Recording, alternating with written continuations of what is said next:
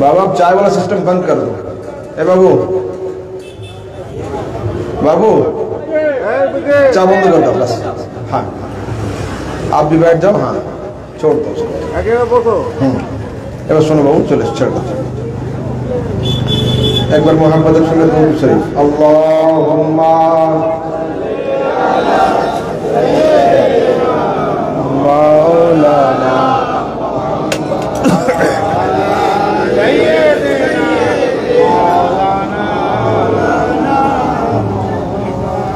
सल्लल्लाहु ताला अलैहि वसल्लम।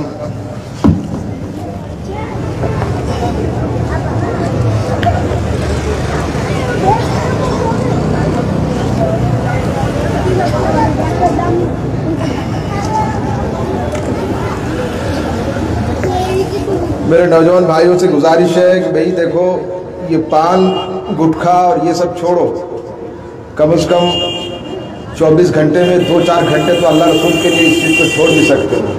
बड़े बड़े नारे तुम लगाते हो मगर काम के नहीं हो, मैं जान रहा हूँ। कम से कम जो है जलसे में आए हो, मोहम्मद रसूलुल्लाह का लफ्ज़ भी तुम्हारे ज़ुबान पे आ रहा है, तो उस वक्त अगर इसमें खैनी ठूसा रहे तो फिर सवाब के बदले में गुनाह ही होगा। ठीक है, अब जो है नेक्स्ट टाइम जरूर एहतियात करें।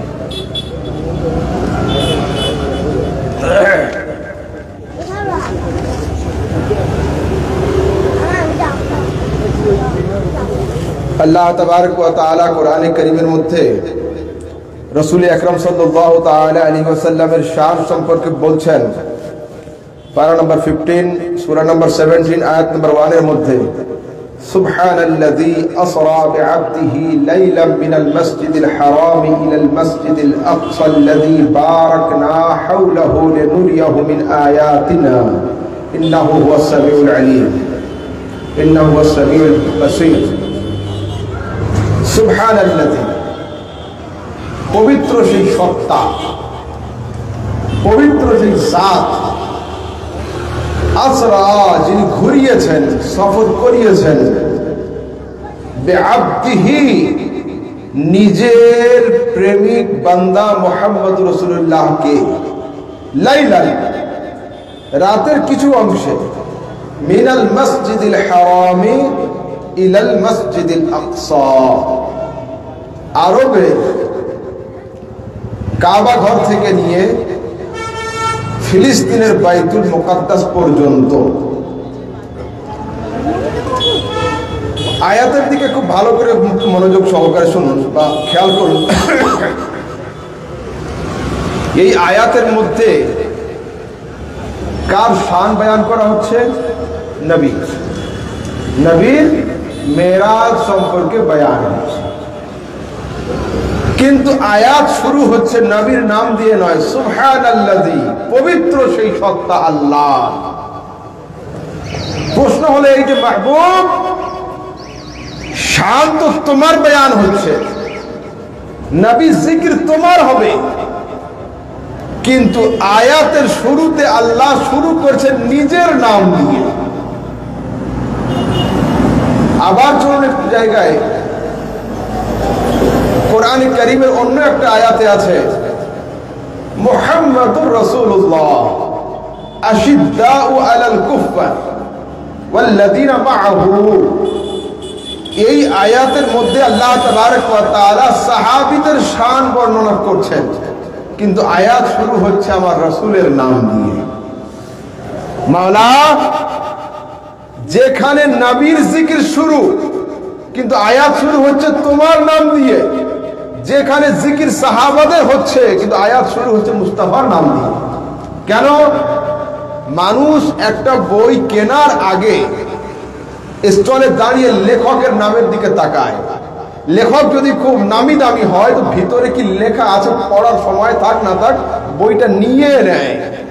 তো আল্লাহ পাক বোঝাচ্ছেন, ও দুনিয়াবাসী মানুষ শোনো, আমি যখন সাহাবীদের শান বয়ান করব তো সাহাবীদের শান বয়ানের আগে মুস্তাফার জিকির করব। কেন? সাহাবীদের থেকে নবীর সম্মান উঁচুতে বড়। তো নবীর হেডলাইন দেখে কমসে কম দুনিয়াবাসী মানুষ সাহাবীদের উপরে নিজের জুবান খুলবে না। আর যখন আমি মুস্তাফার শান বয়ান করব, আমি হেডলাইনে আমি খোদার নিজের নাম রাখবো, কমসে কম খোদার নামের খাতিরে মুস্তাফার উপরে কেউ মুখ খুলবে না। আয়াতের বয়ান করার উদ্দেশ্য এটাই। এই আয়াত কি আসছে? পবিত্র সেই সত্তা যিনি এক রাতে ঘুরিয়ে দিয়েছেন তার প্রেমিক বান্দা মুহাম্মদ সাল্লাল্লাহু আলাইহি ওয়াসাল্লামকে। রাসূল গিয়েছিলেন কতদূর? মেরাজে কতদূর গিয়েছিলেন? লা মাকান। কিন্তু কোরআনে কারীমের মধ্যে লা মাকানে যাওয়ার বর্ণনা এই আয়াতে নেই। এই আয়াতে বর্ণনা আছে মিনাল মসজিদিল হারামে ইলাল মসজিদিল আকসা, আরবের মসজিদ থেকে নিয়ে ফিলিস্তিনের বাইতুল মুকাদ্দাস পর্যন্ত। তো এখন যদি জিজ্ঞাসা করা হয় যে নবীর মেরাজের লিমিটেশন কি ফিলিস্তিনের বাইতুল মুকাদ্দাস পর্যন্ত ছিল, উত্তর আসবে না। তো উত্তর যদি না আসে, কিন্তু কোরআনের আয়াত বাইতুল মুকাদ্দাস পর্যন্ত শেষ হচ্ছে কেন? তা বলছে একজন লোক সারা জীবন বাড়ি থেকে বের হয়নি, ও ধর্মতলার নামটুকু জানে, কিন্তু ধর্মতলা থেকে কোন দিকে যেতে হয় অত ডিটেলস ও জানে না। তো যদি কোনো ছোট জায়গার নাম বলা হয়, তো লোকটার দ্বিতীয় প্রশ্ন আবার হবে যে ওই জায়গাটা কোথায়। তো যে লোকটা যতদূর জানে তার লিমিটেশন পর্যন্ত নাম বলে দেওয়াটাই ভালো, প্রশ্নটা কমে যাবে। যদি জিজ্ঞাসা করা কোন দিকে গিয়েছিলে, তো অমুক দিক থেকে অমুক দিক, বুঝতে কষ্ট হবে, ধর্মতলার দিকে গিয়েছিলাম, লোকটার প্রশ্ন শেষ হয়ে যাবে। তো ও পৃথিবীর মানুষ, মক্কার কাফেররা, আবু জাহেল, আবু লাহাব এবং মক্কাবাসী জালিমরা, তাদের লামাকান সম্পর্কে ধারণা ছিল না, আজ সম্পর্কে ধারণা ছিল না, আসমানের উপর জগৎ সম্পর্কে তাদের ধারণা ছিল না। যদি তাদের সামনে লামাকানের গল্প নবী পড়তেন, তারা হয়রান হতো যে লামাকান কি, আরশ কি, আর আসমানের উপরের দুনিয়া আবার কি। তো আল্লাহ তাবারক ওয়া তাআলা নবীর মেরাজের লিমিটেশন মসজিদে আকসা বয়ান করেন নাই, কাফিরদের নলেজের লিমিটেশন হিসাবে তিনি অ্যাড্রেস বয়ান করেছিলেন। কেন? মক্কাবাসী কাফেরদের নলেজ ওই পর্যন্তই ছিল। কেন? তাদের ফিলিস্তিন যাওয়া ছিল, বাইতুল মুকাদ্দাস সম্পর্কে নলেজ ছিল। সেই জন্য আল্লাহ তাবারক ওয়া তাআলা এই আয়াতে বাইতুল মুকাদ্দাস পর্যন্ত বলেছেন। কারণ আগের দুনিয়া সম্পর্কে কাফেররা অবগত নয়, তাদের কাছে বললে তারা হয়রান হবে। এবার আসলে আগের দিকে যাই।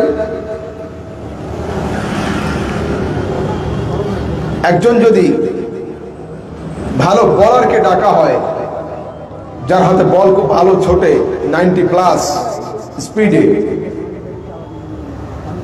তো যদি ওর হাতে একটা ভালো গেম দেওয়া হয়, ক্রিকেট বল দেওয়া হয়, আর যদি বলা হয় আকাশের দিকে ফেঁকো, ছুড়ে দাও, অনেকটা উঁচুতে উঠিয়ে দিবে।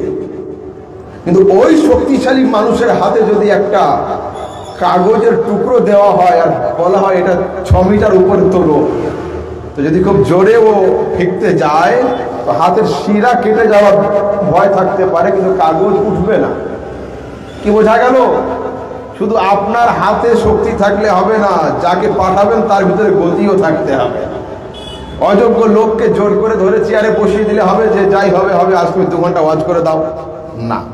কেন? ওটা আপনার শক্তি ছিল, আপনি চেয়ার পর্যন্ত ঠেলে দিয়েছেন, কিন্তু বলার শক্তি তার নিজের থাকতে হবে, উইদাউট শক্তিতে হবে না।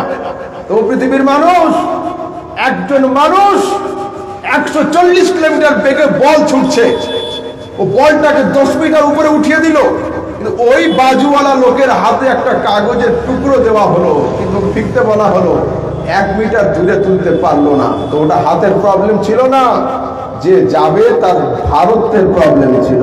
যে জিনিস যত ভারী হয় ও অত দূর পর্যন্ত সফর করতে পারে। তো দুনিয়াবাসী মানুষ, আমি নাম নেব 3 জনের, হযরতে মূসা, হযরতে ঈসা আর হযরতে মুহাম্মদুর রাসূলুল্লাহ। 3 জন বাড়ি ছেড়েছিলেন, কিন্তু 3 জন গিয়েছেন কত দূর? সূত্র হলো এটা, যে যত ভারী হবে ও অত দূর পর্যন্ত যেতে পারবে। তো হযরতে মূসা বাড়ি থেকে বের হয়েছেন, আপন ওজন অনুযায়ী তুর পর্যন্ত গিয়ে থেমে গিয়েছেন। হযরত ঈসার ওজন বেশি ছিল, বাড়ি থেকে বের হয়েছেন তো 1 2 করে চতুর্থ আসমানে গিয়ে অপেক্ষা করছেন। আর মুস্তাফা বাড়ি থেকে বেরিয়েছেন, আরে ও তুর নয়, আসমান নয়, আসমানকে ভেদ করে মাকান শেষ করে মুস্তাফা লা মাকানে পৌঁছে গিয়েছেন। যার যেমন ওজন হবে ও তত দূর পর্যন্ত যাবে। হযরতে মূসা গিয়ে আটকে গিয়েছেন তুর পাহাড়ের চূড়াতে, হযরত ঈসা গিয়ে আটকে গিয়েছেন চতুর্থ আসমানে, আর আমার আর আপনার মুস্তাফা দুনিয়ার সবচেয়ে ভারী মুস্তাফা পৌঁছে গিয়েছেন লা মাকানে। আচ্ছা, প্লাস্টিকের বলকে যদি জোর করে উঁচুতে ছুড়ে দেওয়া হয় আর হালকা হালকা ছোট ছোট গাছের পাতার উপরে পড়ে যায়, বল কিন্তু নামে না। আর বল যদি ভারী হয় তো হালকা মোটামুটি ঝোপঝাড় হলেও নেমে আসে। ও পৃথিবীর মানুষ, শুধু যাওয়াটা কামাল নয়, যাওয়ার পরে ফের দুনিয়ার দিকে ফিরে আসাটা হলো কামাল। তো হযরতে আদম আলাইহিস সালাম জান্নাত থেকে দুনিয়াতে এসেছেন, এখন আরাম করছেন কোথায়? জান্নাতে না দুনিয়াতে? হযরতে আদমের কবর কোথায় আছে? দুনিয়াতে, পৃথিবীতে। তো হযরতে আদম আলাইহিস সালাম আসমান থেকে নেমে দুনিয়াতেই আরাম করছেন। তো ইনি এসেছেন, রিটার্ন আর যাননি। হযরতে ঈসা আলাইহিস সালাম দুনিয়া থেকে চতুর্থ আসমানে গিয়েছেন, নামবেন আমাদের ঈমান, কিন্তু এখনো নামেননি। কি বোঝালাম? যে গিয়েছে ও এখনো আসেনি, যে এসেছে ও এখন যায়নি। কিন্তু ডুয়াল কোয়ালিটি সম্পন্ন মুস্তাফা মেরাজের রাতে গিয়েছেন, আবার রাতে রিটার্ন হয়ে এসেছেন। তো একজন লিখছেন, दूर पर रिफाते ला मकानी कहा, मन रानी कहा, लन तरानी कहा। अरे जिसका सानी नहीं उसका साया कहा, जिसका साया नहीं उसका सानी कहा। मुस्ताफार ছায়াই তো নেই, তার সানি হবে কি করে? তো চলুন আগের দিকে যাই। হযরত ঈসা আলাইহিস সালাম গিয়েছেন কিন্তু আসেননি। হযরত আদম আলাইহিস সালাম এসেছেন কিন্তু যাননি। আমাদের রাসূল তিনি গিয়েও কমপ্লিট করেছেন, এসেও কমপ্লিট করেছেন। এখানে একজন শায়ের লিখছেন, वो खुदा के नूर को देखकर जहां वालों में आ गए। আমার রাসূল আল্লাহ পাকের নূর দেখে দুনিয়াতে ফিরে এসেছেন। वो खुदा के नूर को देखकर जहान वालों में आ गए। सारे अर्श जाना कमाल था या वहां से आना कमाल है। আরে আরশ পর্যন্ত যাওয়াটা তার কামাল ছিল, তখন আজ থেকে দুনিয়াতে ফিরে আসাটাও কামাল হয়েছে। চলুন একটু আগের দিকে যাই। প্রশ্ন হলো এই, মেরাজের সফর এর তিনটে অবস্থা, তিনটে স্টেপ। মসজিদে হারাম থেকে নিয়ে মসজিদুল আকসা পর্যন্ত একটা স্টেপ, মসজিদে আকসা থেকে নিয়ে সিদরাতুল মুনতাহা পর্যন্ত আরেকটা স্টেপ, যেটা সিদরাতুল মুনতাহাতে হযরত জিবরিল আলাইহিস সালামের সঙ্গে, আর সিদরাতুল মুনতাহা থেকে নিয়ে কাবা কৌসাইন বা লা মাকান পর্যন্ত। মেরাজের তিনটে অবস্থা, তিনটে ধাপ। এইবার আসবাবে মেরাজ, মেরাজ শরীফে হুজুর সাল্লাল্লাহু আলাইহি ওয়াসাল্লামের সফরে কি কি ছিল? বোরাক ছিল, নূরের সিঁড়ি ছিল, তারপর ফেরেশতাদের বাজু ছিল, তারপরে হযরত জিবরিল আলাইহিস সালামের পরের উপরে সফর হয়েছে, এবং লাস্ট সফর ওনার ছিল রফের উপরে। পাঁচটা ছিল আসবাব। এইবার সফর তিন রকমের হয়। একটা নিজে আসা, একটা কাউকে টাকা, আর কাউকে প্রোটোকল দিয়ে সঙ্গে নিয়ে আসা। সবচেয়ে উত্তম সম্মানের সফর কোনটা?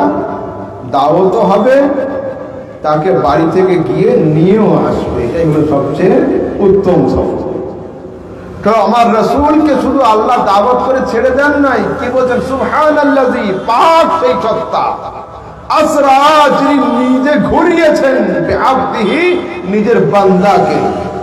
তো আল্লাহ তাবারক ওয়া তাআলা নবীকে দাওয়াত দিয়ে শুধু ছেড়ে দেন নাই, তাকে মেরাজের দাওয়াত দিয়ে তিনি নিজে নিজের প্রোটোকল সহ হযরত জিবরিল ফেরেশতার মাধ্যমে ডেকে নিয়েছেন। আচ্ছা, প্রশ্ন হলো এই, সকালে যখন রাসূল আকরাম সাল্লাল্লাহু আলাইহি ওয়াসাল্লাম দাবি করলেন যে আমি মেরাজে গিয়েছিলাম, মক্কাবাসী কাফেররা হয়রান হয়েছিল না হয়নি? হয়রান হয়েছিল। আপনারা সকালে ঘুম থেকে উঠলেন, চায়ের দোকানে গিয়ে বসলেন, একটা ছোট বাচ্চা এসে দাবি করলো যে আমি কালকে রাতে ফ্লাইটে করে দিল্লি গিয়েছিলাম 1 ঘন্টার জন্য, আবার ওখানে 1 ঘন্টা থেকে সেকেন্ড ফ্লাইটে রিটার্ন করেছি। এই কথা শোনার পরে চায়ের দোকানের কিছু লোক আটকে উঠবে, কি করে সম্ভব তোর জন্য? ওই ছেলেটা গল্পের শেষে যদি বলে দেয় যে আমি স্বপ্ন দেখছিলাম, আর কোনো ঝামেলা থাকবে? কেন? স্বপ্নে সম্ভব, স্বপ্নে সম্ভব। বর্তমানে আমার কিছু যুবক ভাই তার ইউটিউব আর ফেসবুক দেখে দেখে রাসূল সাল্লাল্লাহু আলাইহি ওয়াসাল্লামের মেরাজটাকে সুস্বপ্ন বলে দিয়েছে, যে এটা স্বপ্ন ছিল, নবী কোনো জায়গায় যাননি। তো আবু জেহেল এত মূর্খ অজ্ঞ ছিল না যে নবী স্বপ্নের দাবি করবে আর আবু জেহেলের মাথা খারাপ হয়ে যাবে। না না না, আবু জেহেল একটা পণ্ডিত ছিল, অনেক বড় জ্ঞানী ছিল, তার নলেজ ছিল। তো যদি রাসূল দাবি করতেন যে আমি স্বপ্নে মেরাজে গিয়েছিলাম, আমার মেরাজ স্বপ্ন যোগে হয়েছিল, তো আবু জেহেল হয়রান পেরেশান হতো না। আবার একটা ছেলে চায়ের দোকানে আসলো 8 ঘন্টা পরে, ও বলছে আমি গত রাতে হেলিকপ্টারে করে গিয়েছিলাম, আবার হেলিকপ্টারে করে ফিরেছি। চায়ের দোকানে 2-4টা লোক বলছেন আরে এই ছোট ছেলে ফির হেলিকপ্টারে করে? পাশ থেকে ইনি বলছেন আরে না না, ওটা ডিএম সাহেবের ভাইপো। বলছে ও আচ্ছা স্যার, তোমার জন্য সম্ভব। কি বোঝা গেল? দাবি যেমন হোক দেখতে হবে দাবির পিছনে হাত আছে কার। যদি হাত কোনো মজবুত লোকের থাকে তোর দাবি সম্ভব। তোমার পৃথিবীর মানুষ, তোমরা নবীর বাড়িতে গিয়ে ধর্ণা দিচ্ছ কেন যে নবী মেরাজে গেলেন কি করে? আরে আমার নবী তো দাবি করেননি আমি মেরাজে গিয়েছিলাম, খোদা বলছে আমি মুস্তাফাকে মেরাজে নিয়ে গিয়েছিলাম। তো যদি আল্লাহর কুদরতে নিয়ে যাওয়া সম্ভব হয়, মুস্তাফার শক্তিতে যাওয়াও সম্ভব হয়েছে। কেন? এই আয়াতই তো ক্লিয়ার যে আল্লাহ পাক বলছেন আমি নবীকে নিয়ে গিয়েছি। তো বলুন আল্লাহর কুদরতে সম্ভব আছে না নেই? যদি কুদরতে সম্ভব থাকে তাহলে নবী গিয়েছেন, যদি আল্লাহর কুদরতে সম্ভব না থাকে নবী যান না। তো আল্লাহর কুদরতে সবকিছুই সম্ভব। চলুন আগের দিকে। এখন প্রশ্ন হলো এই, আমার রাসূল সাল্লাল্লাহু আলাইহি ওয়াসাল্লাম মসজিদে আকসার দিকে সফর শুরু করলেন, বাইতুল মুকাদ্দাসের দিকে। রাস্তায় হযরতে মূসা আলাইহিস সালামকে দেখেছেন কবরে। রাসূল মেরাজ থেকে ফিরে এসে বলছেন রাআইতু মূসা কায়িমান ইউসাল্লি ফি কবরে। হযরতে মূসা আপন কবরে দাঁড়িয়ে দাঁড়িয়ে সালাত আদায় করছিলেন। আপন কবরে দাঁড়িয়ে দাঁড়িয়ে সালাত আদায়। এই সালাত শব্দের আবিধানিক অর্থ হলো নামাজ। সালাত শব্দের আবিধানিক অর্থ হলো দরুদ এবং সালাম। তো এতে অনেক অনুবাদক, অনেক ট্রান্সলেটর, অনেক মুহাদ্দিস লিখছেন যে হযরতে মূসা আলাইহিস সালাম কবরে দাঁড়িয়ে দাঁড়িয়ে নামাজ পড়ছিলেন। ইন্তেকালের পরে নামাজ আর ফরজ থাকে না, নফল হয়ে যায়। যেখান থেকে নবীর আগমন হবে, নবী যেখান থেকে যাবেন, হযরতে মূসা নবীর সম্মানে না দাঁড়িয়ে নফল নামাজে মশগুল ছিলেন। খবরদার এ অনুবাদ হবে না। তো কায়িমুন ইউসাল্লি ফি কবরে, মূসা আপন কবরে দাঁড়িয়ে দাঁড়িয়ে নফল নামাজ নয়, মুস্তাফার আগমনের জন্য দাঁড়িয়ে সালাত আর সালাম পাঠ করেছিলেন। তাহলে নবীর আগমনে সালাত আর সালাম পাঠ করা হযরতে মূসার সুন্নাত। এবার আসুন, জলসা হয়, পোস্টার হয়, মাইকিং হয়, ফেসবুক হোয়াটসঅ্যাপ চ্যাটিং এ একে অপরকে জানানো হয়। তো আমার রাসূল যেদিন যাচ্ছিলেন ওটা কি কোনো মাল্টিমিডিয়ার যুগ ছিল? না। ইউটিউব ফেসবুকের যুগ ছিল? কোনো সোশ্যাল নেটওয়ার্কিং ছিল? না। কিন্তু প্রত্যেকটা নবী আপন আপন কবরে বসে চলো মুস্তাফা আ রহে, চলো মুস্তাফা আ রহে, চলো সিদরা কো চলতে হ্যাঁ মুস্তাফা আ রহে। কেন? হযরতে মূসার কাছে যাও, উনি বলেন চলো চলো মুস্তাফা কি আমদ है। হযরত ঈসার কাছে যাও, বলেন চলো চলো মুস্তাফা কি আমদ है। সেই যুগে তো মাইকিং ছিল না, পোস্টার ছিল না, হ্যান্ডবিল ছিল না, কোনো সোশ্যাল নেটওয়ার্কিং ছিল না, খবরের কোনো ব্যবস্থা ছিল না। তো প্রত্যেকে শিডিউল জানলো কি করে যে এট এ সেম টাইম সবাই হাজির হলো, এট এ সেম প্লেস। কেউ কাউকে জিজ্ঞাসা না করে যে ডানে যাবো না বামে, মাহফিল শুরু হবে কখন, নামাজের ইমামতি হবে কখন, ইকামত হবে কখন, কেউ জিজ্ঞাসা করেনি। সবাই রাইট টাইমে পৌঁছে গিয়েছে। ও পৃথিবীর মানুষ মুস্তাফার আগমনে সমস্ত পয়গম্বরগণ তাদের সিনাকে আল্লাহ পাক এমন রৌশন করে দিয়েছিলেন যে তারা আপন কবরে শুয়ে শুয়ে মুস্তাফার আগমনের খবর তারা গায়েবী ভাবে জানতে পেরেছিলেন। তো বলুন, দুনিয়ার সমস্ত নবীদের ইলমে গায়েবের পাওয়ার যদি এতটা হয়, আপন কবরে থেকে নবীর আগমনের সময় জানতে পারে, তো যার ওসিলাতে ওরা জানতে পারলো সেই নবী কি গায়েব জানবেন না? এটা তো সাধারণ কথা। এবার এর থেকে আরেকটা পয়েন্ট আসছে। কি পয়েন্ট আসছে? নবীর আগমন উপলক্ষে এক জায়গা থেকে আরেক জায়গায় যাওয়া, নবীর আগমনের জন্য একসঙ্গে জড়ো হওয়া পয়গম্বরদের সুন্নাত। তো আলহামদুলিল্লাহ, সুন্নিদের মাহফিলে মিলাদ যখন শুরু হয় বা কোনো জায়গায় হয়, এই যে যুবকরা আমরা একে অপরে দল দল করে হাজির হই, এটা কোনো বিদআত নয়, বরঞ্চ আগমনে মুস্তাফার খাতিরে, মুস্তাফার জন্য হাজির হওয়া পয়গম্বরদের সুন্নাত। তারপরে আমরা আমল করে থাকি। এবার আসুন আগের দিকে যাই। ওখানে গিয়ে কি হলো? রাসূল আকরাম সাল্লাল্লাহু আলাইহি ওয়াসাল্লাম ইমাম। মক্কাতে ইমামতি করেছেন না করেননি? করেছেন। মদিনাতে ইমামতি করেছেন। মক্কার ইমামের পিছনে কে ছিল? আবু বকর, ওমর, উসমান, আলী, তালহা, জুবায়ের সাহাবীরা ছিল। কিন্তু রাসূলের পজিশন কি ছিল? রাসূল শুধু সাহাবীদের ইমাম নয়, তাবেঈদের ইমাম নয়, তাবেঈদের ইমাম নয়, আমার রাসূল হলেন ইমামদেরও ইমাম। রাসূল শুধু সাহাবীদের জন্য নবী নয়, নবীগণের নবী ছিলেন, রাসূলদেরও রাসূল ছিলেন। রাসূল দুনিয়াতে ইমামতি করেছিলেন, কোনো সন্দেহ নেই। মক্কাতেও তিনি ইমাম ছিলেন, মদিনাতেও তিনি ইমাম ছিলেন। তবে মেরাজের রাতে ফিলিস্তিনের বাইতুল মুকাদ্দাসে স্পেশাল ইমামতি করানোর দরকার কি ছিল? মক্কাতে যখন আল্লাহু আকবার করে দাঁড়িয়েছিলেন, আবু বকর, ওমর পিছনে ছিল, আদম পিছনে ছিল না, নূহ পিছনে ছিল না, দাউদ পিছনে ছিল না, সুলাইমান পিছনে ছিল না, আইয়ুব, ইসহাক পিছনে ছিল না, কোন নবীর পিছনে ছিল না। তো নবীর র‍্যাঙ্ক যতটা ছিল অতটাই ইমামতি সম্পূর্ণ হয়নি। মেরাজের রাতে যখন দুনিয়ার সমস্ত পয়গম্বর মুস্তাফার পিছনে দাঁড়িয়ে একটা দায়িত্ব বেহাদাল ইমাম করে দাঁড়িয়ে গিয়েছে, সেই দিন মুস্তাফার ইমামতি সর্বোচ্চ সীমা পার করে হাদ্দে তাম পর্যন্ত পৌঁছে গিয়েছে। সেই দিন রাসূল সম্পূর্ণ লিমিট সেই দিন ক্রস করেছেন, এবং তার প্রকৃত যে জালওয়া, তিনি নবীদেরও নবী, ইমামদেরও ইমাম, রাসূলদেরও রাসূল, সেই দিনই প্রমাণিত হয়েছিল। এবার আসুন আগের দিকে যাই।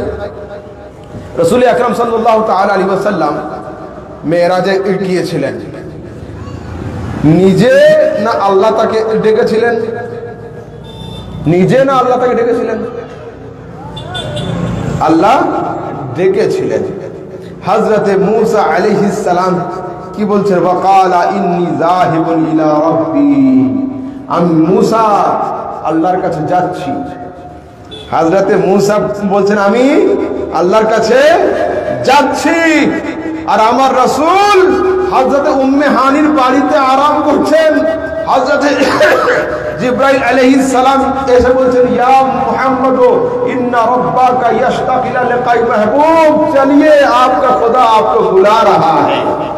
हजरत मूसा की बोलছেন, मैं जा रहा हूं खुदा की तरफ, मगर मुस्तफा नहीं कह रहे हैं कि मैं जा रहा हूं। जिब्रील आकर अर्ज कर रहे हैं, महबूब चलिए आपका खुदा आपको बुला रहा है। तो जो खुद से खुदा की तरफ जाए उसका नाम मूसा कलीमुल्लाह होता है, और जिसके दीदार के लिए खुदा बुला ले उसे मुहम्मद रसूलुल्लाह कहते हैं।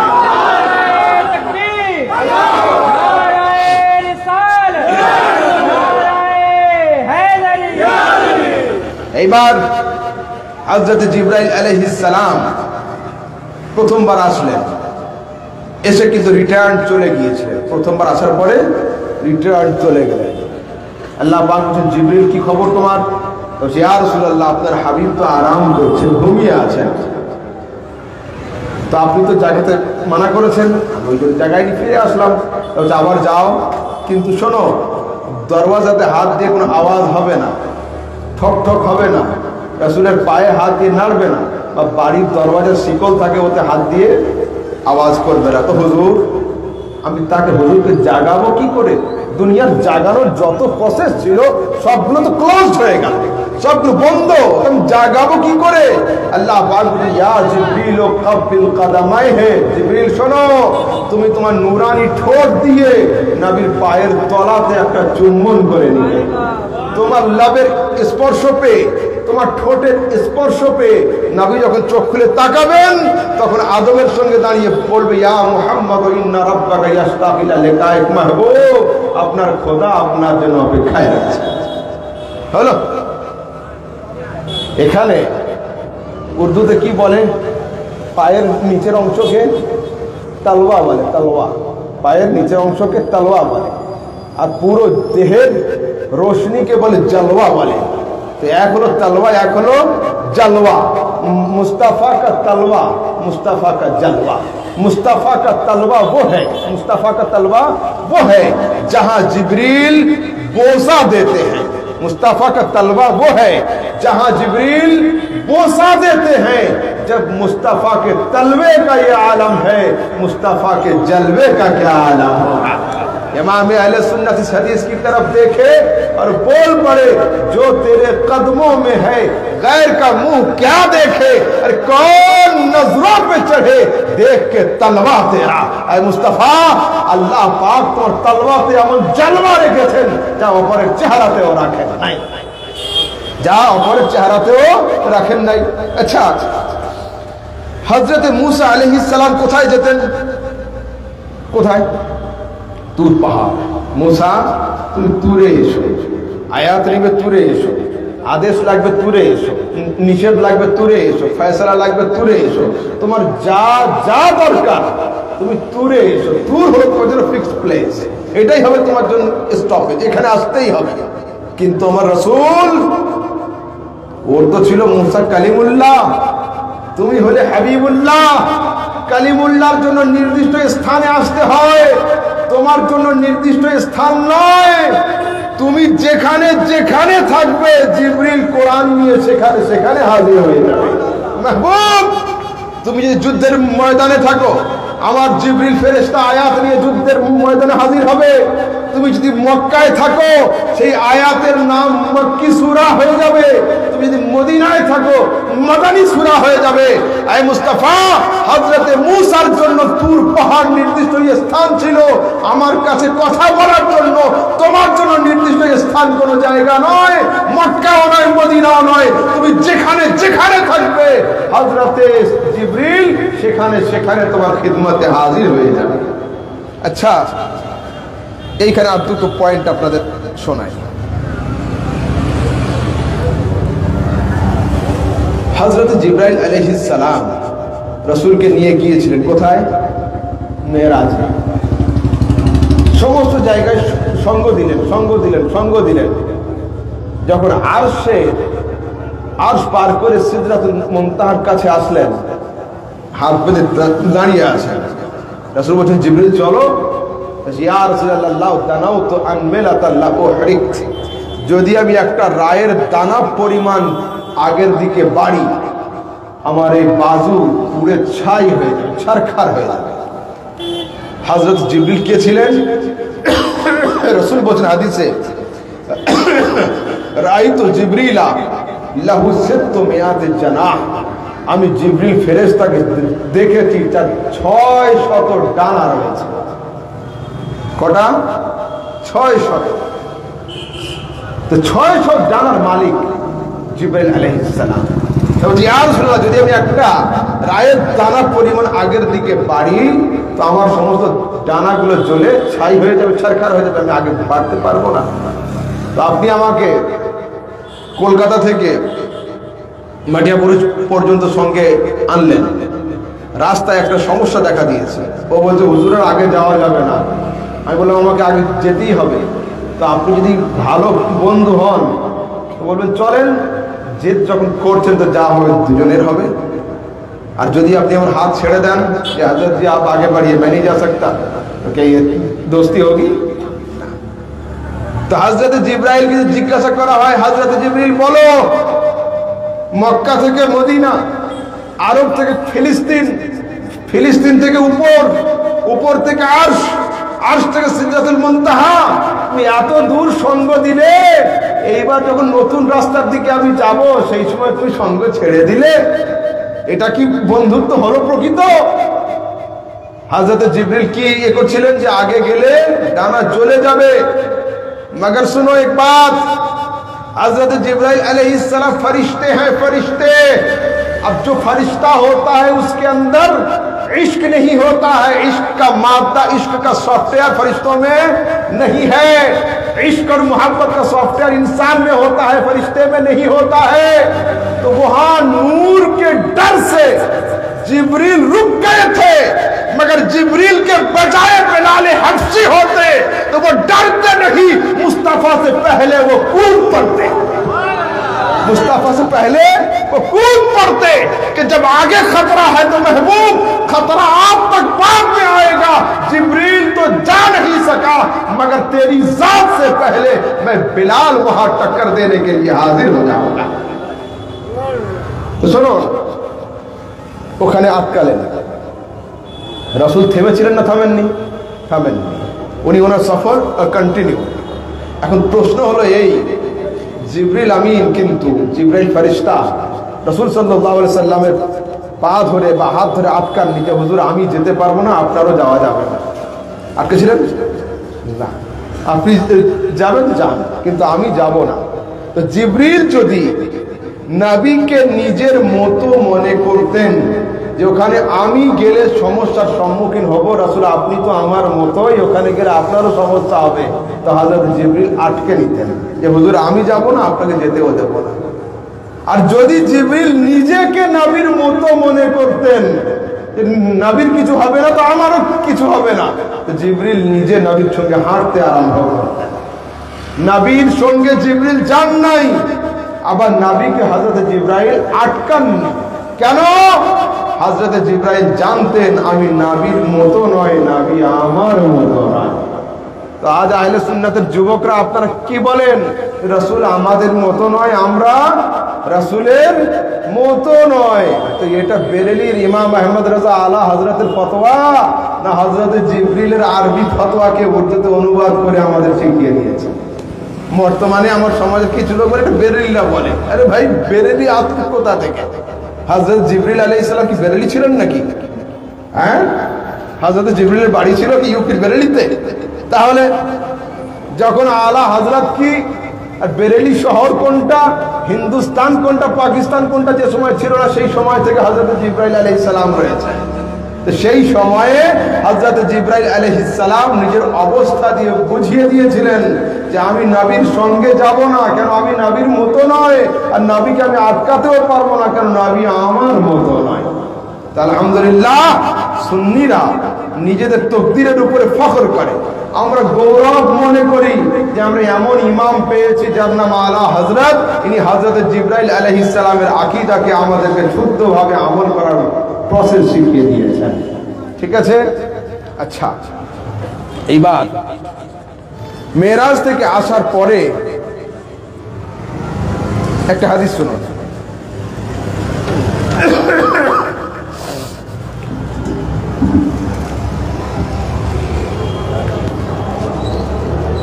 এখন আমাদের নামাজ কত ওয়াক্তের আছে? ফরজ 5 ওয়াক্ত। হুজুর সাল্লাল্লাহু আলাইহি ওয়াসাল্লাম তোহফাতে কি পেয়েছিলেন? 50 ওয়াক্ত। রাস্তায় কার সঙ্গে দেখা হয়েছিল? হযরতে মুসা আলাইহিস সালামের সঙ্গে। উনি রাস্তায় রাসূলকে জিজ্ঞাসা করছেন, রাসূল কি নিয়ে যাচ্ছেন আপনার উম্মতের জন্য? 50 ওয়াক্তের নামাজ। হযরতে মুসা ওইখানে আটকে দিয়ে বলেছিলেন আপনার উম্মতি 50 ওয়াক্ত আদায় করতে পারবে না, আপনি যান। উনি আবার গেলেন, 5 ওয়াক্ত মাইনাস হতো, আবার আসছেন কতটা 45 আপনার নম্বর পারবেন, আবার গেলেন কতটা 40, এই করে 9 বার গিয়েছিলেন, এই করে 9 বার গিয়ে 45 ওয়াক্ত মাইনাস করে 5 ওয়াক্ত রেখেছিলেন। দুনিয়াবাসী মানুষ তো আমার রসুল গায়েব জানতেন কি জানতেন না এ নিয়ে বাহাস করে, কিন্তু হযরতে মূসা আলাইহিস সালাম সেই যুগে দেখে নিয়েছিল যে নবীর উম্মতিরা কত ওয়াক্ত নামাজ পড়বে আর কত ওয়াক্ত নামাজ পড়বে না। হলো এখানে এই হাদিসকে সামনে রেখে আমার কিছু যুবক যারা হলো মাওলানা মোবাইলের মুরিদ, ইউটিউব হুজুরের ভক্ত আর ফেসবুক সাহেবের খাদেম যারা, তারা আমাদের সুন্নি যুবকদের সামনে বলে তোমাদের নবী যদি গায়েব জানবে তো আল্লাহ দরবারে 9 বার আপ ডাউন করলেন কেন? একবার গিয়ে তো 45 ওয়াক্ত মাইনাস করে চলে আসতে পারতেন, তার মানে উনি জানতে পারেননি যে আমাকে 9 বার আসতে হবে।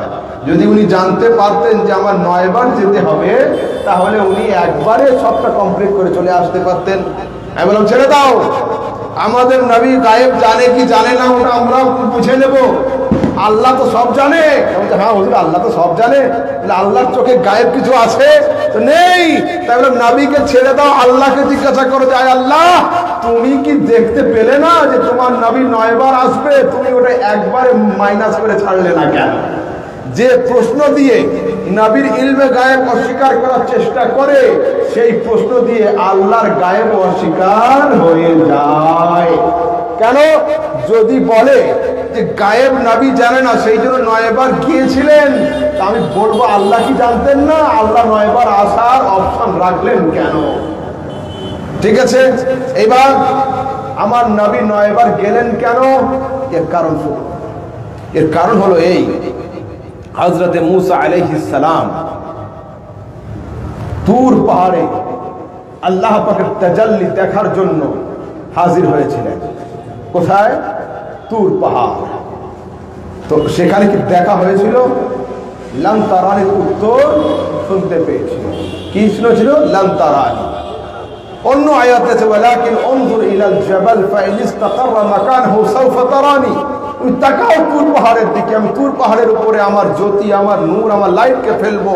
তুর যদি আপন জায়গায় দণ্ডায়মান থাকতে পারে অতি অবশ্যই তুমি জালওয়া দেখবে। তো সেদিন যখন তুরের উপরে নূর পড়েছিল তো হযরতে মূসা আলাইহিস সালাতু ওয়াত তাসলিম অরিজিনাল নূর জিয়ারত করতে পারেননি।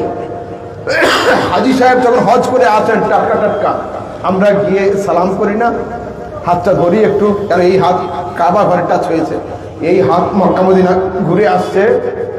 তো আমার রাসূল আল্লাহর দরবার থেকে আসছেন, রাস্তায় হযরতে মূসার সঙ্গে সাক্ষাৎ হচ্ছে, মুস্তাফা খোদার জিয়ারত করছে আর হযরতে মূসা মুস্তাফার জিয়ারত করছে। সেই জন্য আল্লাহ জানছেন নবী 9 বার আসবে, কিন্তু আশাতে বাধা এই জন্য দেন নাই যে মূসার মনে অনেক বড় আকাঙ্ক্ষা ছিল, অনেক বড় পিপাসা ছিল খোদার জালওয়া দেখবে। তো মূসা সেদিন তুরের ওসিলাতে খোদার নূর দেখেছিল, আজকে নূরে মুস্তাফার ওসিলাতে নূরে খোদার দর্শন করবে, সেই জন্য মানা করেন নাই। এইবার দুনিয়াবাসী লোক আবার প্রশ্ন করতে পারে যে যদি জিবরিল ফেরেশতা না আসতেন তোমাদের নবী যেতে পারতেন না, সেই জন্য রাসূল সাল্লাল্লাহু আলাইহি ওয়াসাল্লাম 1 নয় 2 নয় 9 বার গিয়েছেন এসেছেন। ও পৃথিবীর মানুষ, তোমরা খবরদার এ দাবি করো না যে জিবরিল না এলে আমি যেতে পারতাম না। জিবরিল আমাকে একবার নিয়ে গিয়েছিল আর জিবরিলকে ছেড়ে রেখে আমি নবী আপন এক্সপেরিয়েন্সে 9 বার গিয়েছি, 9 বার এসেছি। আমি জিবরিলের মুখাপেক্ষী নয়, আমি জিবরিলের মুখাপেক্ষী নয়। আচ্ছা, হযরত জিবরাইল আলাইহিস সালাম নবীর দরবারে কতবার এসেছিলেন?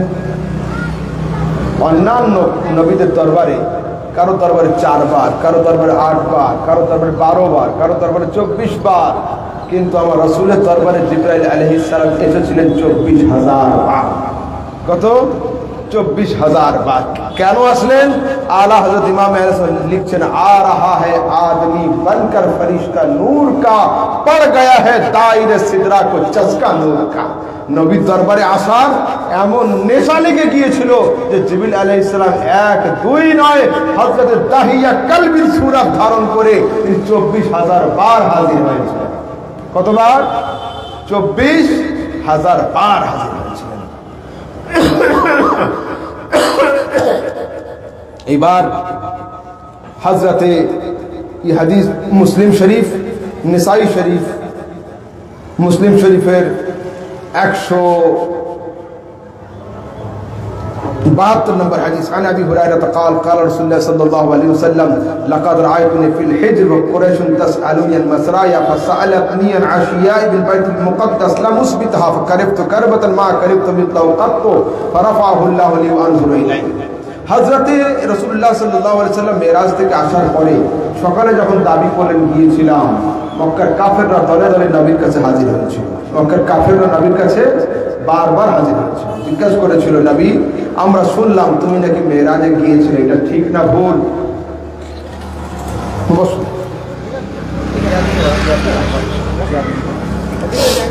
নবী মেরাজ হয়েছিল তোমার, তুমি গিয়েছিলে? হ্যাঁ আমি গিয়েছিলাম। বলো তো যদি গিয়ে থাকো ফিলিস্তিনের বাইতুল মুকাদ্দাসের দরওয়াজা কয়টা, জানালা কয়টা, ধাপি কয়টা? তো আপনারা অনেক লোক তাজমহল যান, অনেক লোক হাজারদুয়ারি যান, অনেক লোক ভিক্টোরিয়া যাচ্ছেন।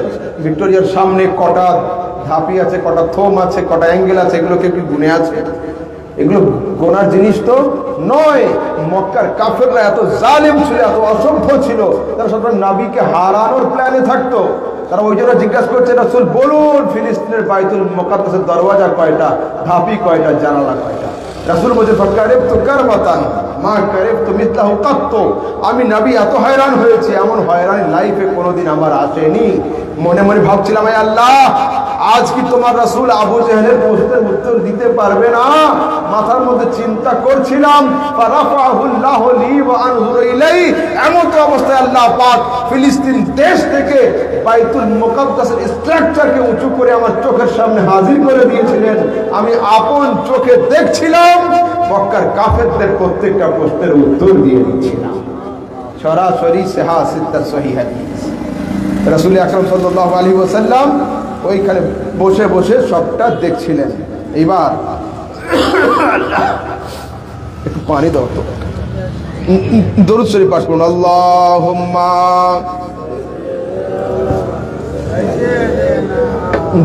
ঢেকে দাও মুহাম্মদ ওয়া আলা আলে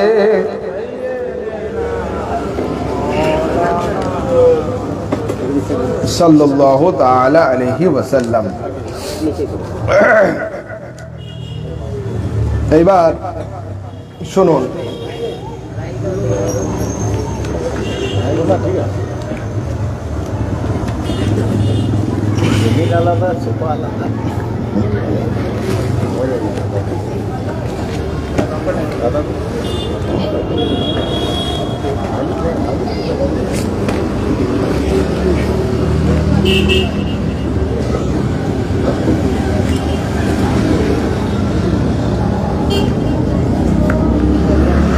আমি আপনাদেরকে লম্বা সময় নেব না, কিন্তু দুই একটা বিষয় আলোচনা করছি, মন দিয়ে শুনুন। বর্তমান সময়ে আমাদের যুবকরা এই ইউটিউবকে হাতে নিয়ে হাতিয়ার করে নিজেদের ঈমান ধ্বংসের দিকে খুব আগাচ্ছে। পাকিস্তানের একটা বক্তা মোহাম্মদ আলী মির্জা একজন আছে না, ইঞ্জিনিয়ার। এখন ইঞ্জিনিয়ার সাহেবের কাছে গিয়ে দিনের দার্স নিচ্ছে আমার যুবকরা। আর ইঞ্জিনিয়ার সাহেব আর কিছু পেল না, সুন্নিদের ইমাম আলা হযরতের কানজুল ইমানে ভুল ধরছে। কোথায়? আলা হযরত রাহমাতুল্লাহ তাআলা আলাইহি এক জায়গায় লিখেছেন, قال عفريت من الجن انا آتيك قبل ان تقوم من مقامك। সূরা নামলের 39 নম্বর আয়াত। এই আয়াতের অনুবাদে আলা হযরত অনুবাদ করেছেন এক বড়া খবিস জিন बोला, একটা অসভ্য বদমাশ জিন এই কথা বলেছে। জিনটা কে ছিল? হযরতে সুলাইমান আলাইহিস সালামের দরবারি ছিল। ইঞ্জিনিয়ার আলী মির্জা সাহেবের কথা হলো যে বেনালিদের ইমাম আহমদ রাজা খান এই জিনটাকে খবিস বলেছে, বদমাশ অসভ্য জিন। তো হযরত সুলাইমানের সাহাবীকে আলা হযরত অসভ্য বলেছেন। নাউযুবিল্লাহ। হলো, দেখুন এর ব্যাকগ্রাউন্ড হলো এই, রানী বিলকিস নাম শুনেছেন? রানী বিলকিস হযরত সুলাইমান আলাইহিস সালামের সঙ্গে দেখা করতে আসবে। তো ये রানী অনেক বড় ঘমंडी ছিল, বড় অহংকারী ছিল। তো হযরত সুলাইমান আলাইহিস সালাম নিজের দরবারে বলছেন, শোনো রানী এখানে আসবে আমার দরবারে। রানীর পৌঁছানোর আগে রানীর রাজপ্রাসাদ থেকে ওর বড় সিংহাসনটা উঠিয়ে আনতে হবে এখানে। তো কাল ইফরিতুম মিনাল জিন, একজন জিন উঠে দাঁড়িয়ে বলল, আনা আতিকা ক্বাবলা আন তাকুমা মিন মাকামিক, হুজুর আমি হাজির আছি। তো কতক্ষণ সময় নেবে? আপনার জলসা শেষ করে উঠে দাঁড়ানোর আগে, আপনার জলসা শেষ করে উঠে দাঁড়ানোর আগে আমি রানী বিলকিসের সিংহাসনকে আপনার সামনে হাজির করে দেব। সুলাইমান আলাইহিস সালাম বললেন, হবে না, এত সময় নেই, আরো তাড়াতাড়ি লাগে। তো হযরতে আসিফ বিন বালখিয়া, ইনি একজন ওলি ছিলেন, কোনো জিন নয়। ইনি বলছে, রাসূল হযরতে সুলাইমানকে বলছেন, নবী হুকুম দেন, আমি কিনে দেব। কতক্ষণ লাগবে? তা বলছে, আপনার চোখটা বন্ধ করে খুলতে যতক্ষণ সময় লাগবে তার আগে আমি সিংহাসন এখানে হাজির হব। এক জায়গায় না, দেশ আলাদা। তো এই লোকটা হযরতে আসিফ বিন বালখিয়া, ইনি হযরত সুলাইমান আলাইহিস সালামের চোখের ঝাপট মারার আগে রানী বিলকিসের তাখতে হাজির করে দিয়েছিল। লোকটার পাওয়ার কি ছিল? হচ্ছে ইনদাহু মিন ইলমিল কিতাব, লোকটার কাছে হযরতে নবী সুলাইমানের উপরে যে আসমানি কিতাব অবতীর্ণ হয়েছিল এর অল্প কিছু জ্ঞান ছিল। মানে হযরতে সুলাইমানের যুগের ওলি ছিল। তো হযরতে সুলাইমান আলাইহিস সালামের যুগের ওলির যদি এই ক্ষমতা হয় যে চোখের পর মারার আগে রানী বিলকিসের সিংহাসনকে ওখানে হাজির করে দিবে, তো আমার রাসূলের ওলির পাওয়ার কতটা হবে? হলো, রাসূলের ওলির পাওয়ার কতটা হবে? এবার শুনুন, আমি যে সাবজেক্টে ছিলাম, তো সুলাইমান আলাইহিস সালামের দরবারে জিনকে আলা হযরত কি লিখেছেন? খবিস, বদমাশ। এটা শুধু আলা হযরত লেখেন নাই, এ সম্পর্কে হযরতে তানতাবি এবং মাআলিমুত তানজিল বাগাবী, দাহাক, রবি, ইবনে কাসির, কুরতুবী, তাবারি, কাশাফ, রুহুল বায়ান, বাইজাবি এবং তাফসীর জিলানী, হযরতে আব্দুল কাদের জিলানী রাহমাতুল্লাহ আলাইহির তাফসীর আমাদের ওয়েস্ট বেঙ্গলের লোক এখনো জানেই না।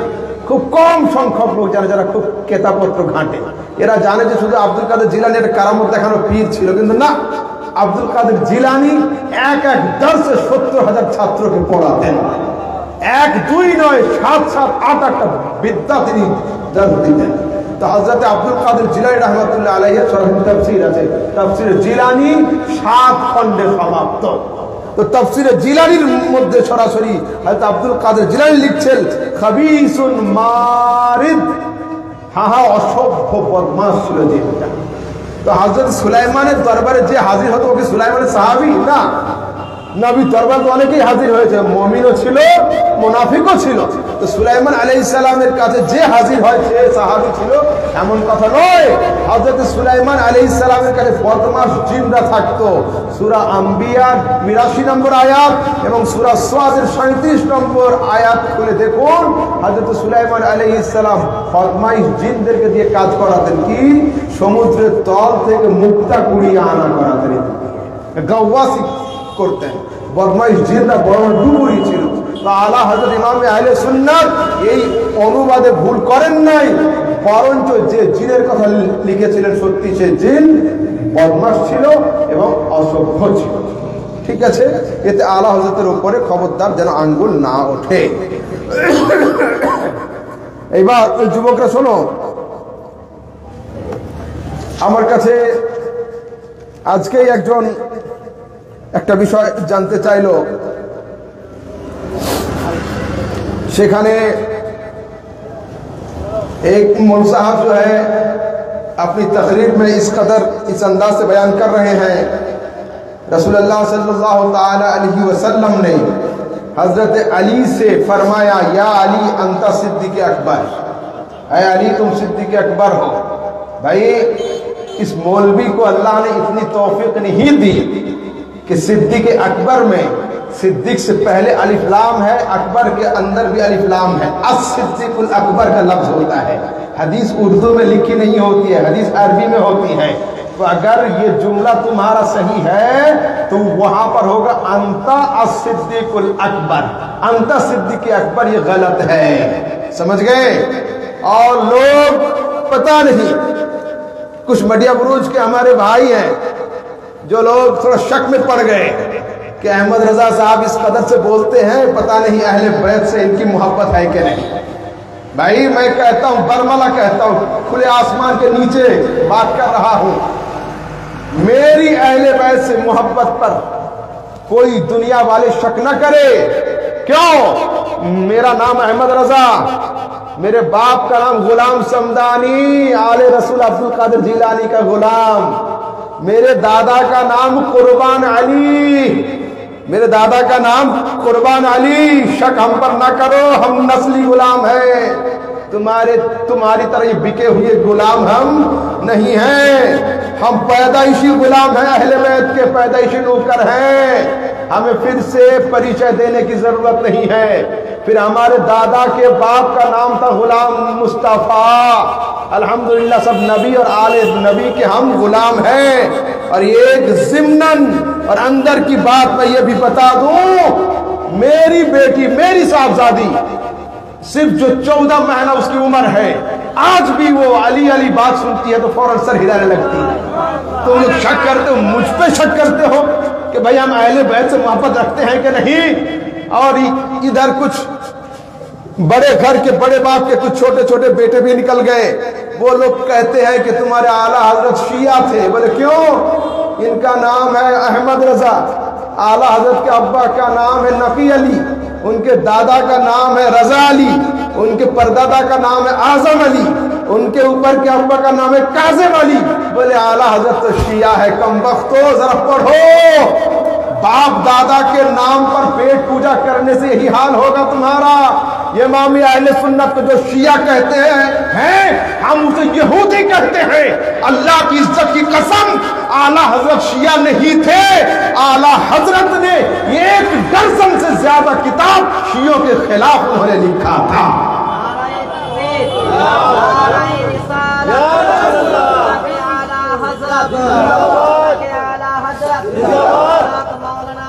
अहमद रजा समदनी अल अजहरी साहिब क़िबला। सिद्दीक़ अकबर हम किसको कहते हैं? हजरत अबू बकर को कहते हैं। फारूक आजम किनको कहते हैं? हजरत उमर फारूक को। मगर हमारे जवान जिसके पीछे भाग रहे हैं, मडिया बुरूज वाले जान रहे हो, उन्होंने वीडियो में कहा कि सिद्दीक़ अकबर ये अली का लक़ब है, फारूक आजम भी अली का लक़ब है। अरे भाई जरा पढ़ ले, ये झूठी हदीस है, मौजू रिवायत है। अगर सीने में दम है तो सही रिवायत लाकर दिखाओ। ये जो हदीस तुम बयान कर रहे हो सही से पढ़ भी नहीं पाए हो, ये हदीस गलत है। और हम कहते हैं ये बड़ा चतुर शिया है, ये अपनी हकीकी बात को खोलकर बयान नहीं करता है। सुनो, जो शियों के सबसे बड़ा मौलवी है उसका नाम है मुल्ला बाकिर मजलिसी। इनकी किताब है बिहारुल अनवार, जिल्द नंबर 29, पेज नंबर 347। इसके अंदर लिखते हैं, सुएला अमीरुल मोमिनीन, हजरत अली से पूछा गया आपने कैसा सुबह किया? हजरत अमीरुल मोमिनीन अली इब्न अबी तालिब फरमाते हैं अना सिद्दीकुल अकबर वल फारूकुल आजम, मैं अली सिद्दीक अकबर भी हूँ, मैं फारूक आजम भी हूँ। अच्छा, मैं खैरुल बशर, मैं दुनिया का सबसे अच्छा इंसान हूँ। अनल अव्वल व अनल आखिर, मैं अव्वल भी हूँ, मैं आखिर भी हूँ। मैं जाहिर भी हूँ, मैं बातिन भी हूँ। व अना बिकुल्लि शैइन अलीम, मैं हर चीज का जानने वाला हूँ। फिर आखिर में है क्या, वो आना वो उम्मीद, मैं ही इंसान को जिंदा करता हूँ, मैं ही इंसान को मौत देता हूँ। वो आना हय्युल ला अमूत, मैं अली हमेशा जिंदा रहूंगा, मौत मुझ पर नहीं आएगी। क्या ये बात हज़रत अली कह सकते हैं? ये झूठे हैं, खानदानी झूठे हैं ये लोग। झूठ बोलना इनके मजहब में शरीयत भी है, झूठ बोलना इनके मजहब में जायज है। शियों के यहाँ तकियाबाजी जायज है। पाकिस्तान के शियों ने कहा कि हम अली को अबू बकर उमर से नहीं, तमाम नबियों से भी अफजल मानता हूं। जो अली को नबी से अफजल मानता है उसको हम काफिर मानते हैं। फिर कहते हैं हम अली को खुदा नहीं, खुदा का बनाने वाला मानते हैं। तो जो अली को खुदा का बनाने वाला माने हम उसको काफिर कहते हैं। फिर ये कहते हैं कि नबी भेजने वाला भी अली है, किताब नाजिल करने वाला भी अली है, सूरज बनाने वाला भी अली है, चांद बनाने वाला भी अली है, आसमान से पानी बरसाने वाला भी अली है। भाई, मैं आसमान के नीचे रात के अंधेरे में कह रहा हूं, ये बात जो कोई कहता है या दिल में रखता है हम उसको काफिर जानते हैं, और उसके काफिर होने में जो कोई शक करता है उसको भी हम काफिर जानते हैं। जालिमों, फिर सुनो, बंदे की मेराज क्या है? हमारी मेराज नमाज है, नमाज हमारी मेराज है। इसने कहा अल्लाह की मेराज क्या है? तो बोले अली की बारगाह में हाजिरी लगाना यह अल्लाह की मेराज है। नाउज़ुबिल्लाह मिन ज़ालिक। जवानों, होश की पियो, बेहोशी की नहीं। जो जरा सी पी के बहक गया उसे मैं कदे से निकाल दो। अरे लिखा हुआ है पीरे मुगा की दुकान पर, यहाँ कम ज़र्फ को शराब पिलाना हराम है। कम दाम का शराब हम बेचते नहीं हैं। अरे पीना हराम है ना पिलाना हराम, पीने के बाद होश में आना हराम है। कम वक्तो, तुम क्या पीते हो शराब? हाँ हाँ, तुम तो चरसी हो, तुम चरसी हो। और हमारे पास लोग बैठते हैं, सीने को खाली लाते हैं, इश्क मुस्तफा के शराब से भरकर घर वापस होते हैं। खबरदार যুবক, এখন সময় আছে, তোমাদের আকীদা ঠিক করো। ভুল হবে তোমাদের যদি আহলে সুন্নাতের দামানকে ছেড়ে রেখে ওই রঙিন রঙিন পোশাকওয়ালাদের সঙ্গে গিয়ে ঘোরো। মাওলানা আবু বকর মিসবাহ সাহেব একটু আগে মাশাআল্লাহ ইশারা ইঙ্গিতে কিছুটা বলেছেন, কিন্তু সাবজেক্ট আমার কাছে, ঠিক আছে? যুবকরা শোনো, এই আকীদা রাখবে না। হযরতে আবু বকর সিদ্দিক হলেন সিদ্দিক, হযরতে উমর হচ্ছেন ফারুক, হযরতে আলী তো আলী আপন জায়গায়। আমরা কেউ কারোর সঙ্গে কম্পেয়ারে আসবো না। কিন্তু আহলে সুন্নাতের আকীদা হলো এই, নবীগণের পরে হযরতে আবু বকর সিদ্দিক হলেন উত্তম, তারপর হযরতে উমর, তারপর হযরতে উসমান, তারপর হযরতে আলী। এতে যেন কোনো সন্দেহ না থাকে। এরা হযরতে আবু বকর সিদ্দিক সিদ্দিক খুঁজে পাচ্ছে না। বুখারী শরীফের হাদিসে রয়েছে, বুখারীর মধ্যে ওহদ যুদ্ধের আগে ওহদ পাহাড়ের উপরে হযরতে আবু বকর সিদ্দিক, হযরতে উমর, হযরতে উসমান ও রাসূল চারজন পাহাড়ে উঠেছিলেন। চারজন ফারাজফা, পাহাড় নড়তে আরম্ভ করেছে। ফাজারাবা বিরিজলিহি, আমার রাসূল সাল্লাল্লাহু আলাইহি সাল্লাম একটা পায়ের ঠোকর দিয়ে পাহাড়কে থামতে বলেছেন। কি বলছেন? ওসবুত উহুদ, আয় পাহাড় থাম, পাহাড় থাম। ফালাইকা নবিয়্যুন, এখন তোর উপরে একজন নবী দাঁড়িয়ে আছে। ওয়া সিদ্দীকুন, তোর উপরে একজন সিদ্দিক দাঁড়িয়ে আছে। কে? হযরত আবু বকর সিদ্দিক। যখন দুনিয়াবাসী লোক সিদ্দিক কাকে বলে জানতো না, সেই সময় আমার রাসূল সাল্লাল্লাহু আলাইহি ওয়াসাল্লাম হযরত আবু বকর সিদ্দিককে সিদ্দিক বলে উপাধি দিয়েছিলেন।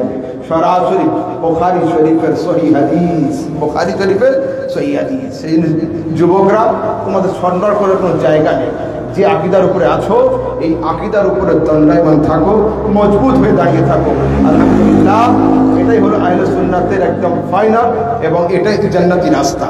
বাকি যত আছে রাস্তা এই সব হচ্ছে গোমরাহির রাস্তা, সব হচ্ছে তোমাদেরকে জাহান্নামে নিয়ে যাওয়ার রাস্তা। খবরদার না, বুজুর্গানের দিনদের থেকে যে তরিকা, যে আকীদা, যে মতপথ শিখেছো এর উপরে তোমরা দণ্ডায়মান থাকো। মোহাম্মদের সঙ্গে দরুদ শরীফ আল্লাহুম্মা শুরু করতে পারি। হুয়া তো ভাই 11:30 बजे। अच्छा,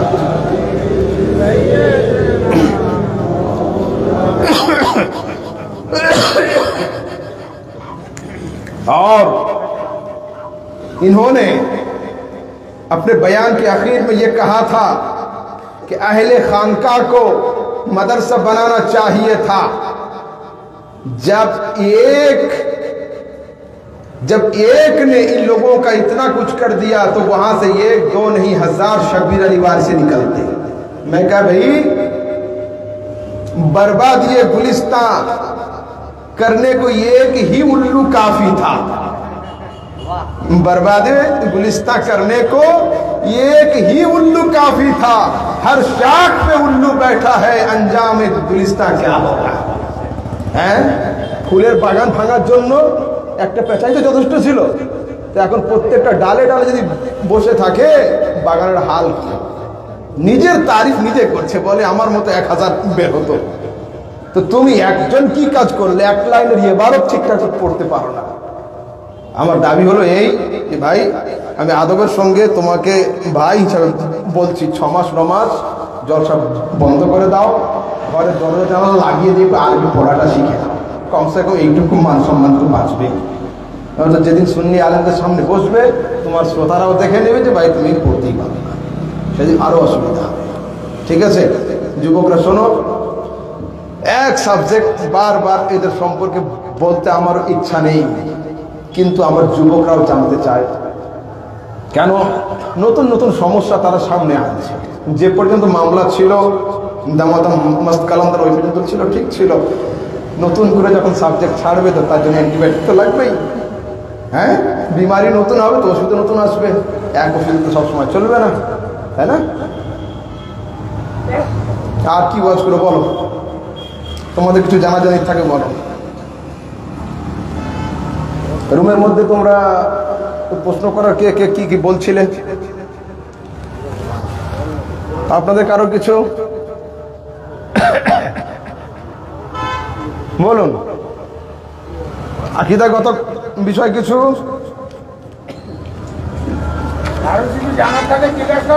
হ্যাঁ, মাশাআল্লাহ, ঠিক।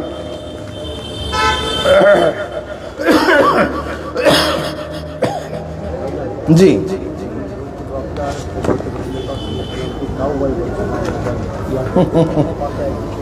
আচ্ছা আচ্ছা,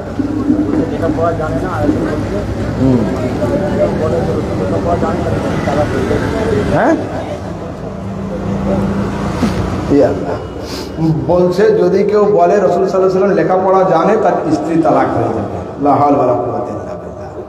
দেখো, কলম না ধরা না জানার দলিল নয়। আমি পড়বো না, পড়তে জানি না, দুটো কি একই না? রাসূল সাল্লাল্লাহু আলাইহি ওয়াসাল্লাম যখন সন্ধি করলেন, তো সন্ধিতে হযরত আবু বকর সিদ্দিক রাদিয়াল্লাহু তাআলা আনহু লিখলেন রাসূল শব্দ দিয়ে, মিন শোয়ের জায়গাতে মুহাম্মদ রাসূলুল্লাহ সাল্লাল্লাহু আলাইহি ওয়াসাল্লাম, মুহাম্মদ সাল্লাল্লাহু আলাইহি ওয়াসাল্লামের তরফ থেকে। মক্কার কাফেররা সন্ধির কাগজ হাতে নিল, নিয়ে বলছে না এতে আমরা সই করবো না। তো কেন? এতে রসুল লেখা আছে, কেন? আমরা তো রসুল মানি না বলে তো যুদ্ধ। রসুল বলছেন আবু বকর মুছে দাও। বলছে ইয়া রাসূলুল্লাহ আমহুকা আবাদান, আমি আপনার নামের সাথে রসুল শব্দ মেটাতে পারবো না। রসুল আপনি তো হক লিখেছি আমি। আমার রসুল নিজে কাগজ হাতে নিয়ে, বুখারীর হাদিস, রসুল নিজে হাতে কাগজ নিয়ে সেই জায়গায় রসুলুল্লাহ শব্দটা মিটিয়ে দিয়ে নিজের নাম নিজে সই করেছিলেন, মিন মুহাম্মদ ইবনে আব্দুল্লাহ, আব্দুল্লাহর ছেলে মুহাম্মাদের পক্ষ থেকে। এটা সাক্ষ্য। যদি রাসূল না জানবেন বুখারীর হাদিসে লিখলেন কি করে? আর নিজের নাম কোন লাইনে আছে, কত নম্বর প্যারাতে আছে, ওটা বা জানলেন কি করে? রাসূল সাল্লাল্লাহু আলাইহি সাল্লাম এই জন্য লেখেন নাই, আল্লাহর তরফ থেকে আদেশ ছিল নবী মক্কাবাসী কাফেররা যেন এই দাবি না করে যে কোরআন আসমানি কিতাব নয়, এখন কোরআন অবতীর্ণ হচ্ছে, তাই যেন তোমার উপরে কেউ আঙ্গুল তুলে না বলতে পারে, সেই জন্য আমি তোমাকে আন-নাবিয়্যুল উম্মির উপাধি দিয়েছি।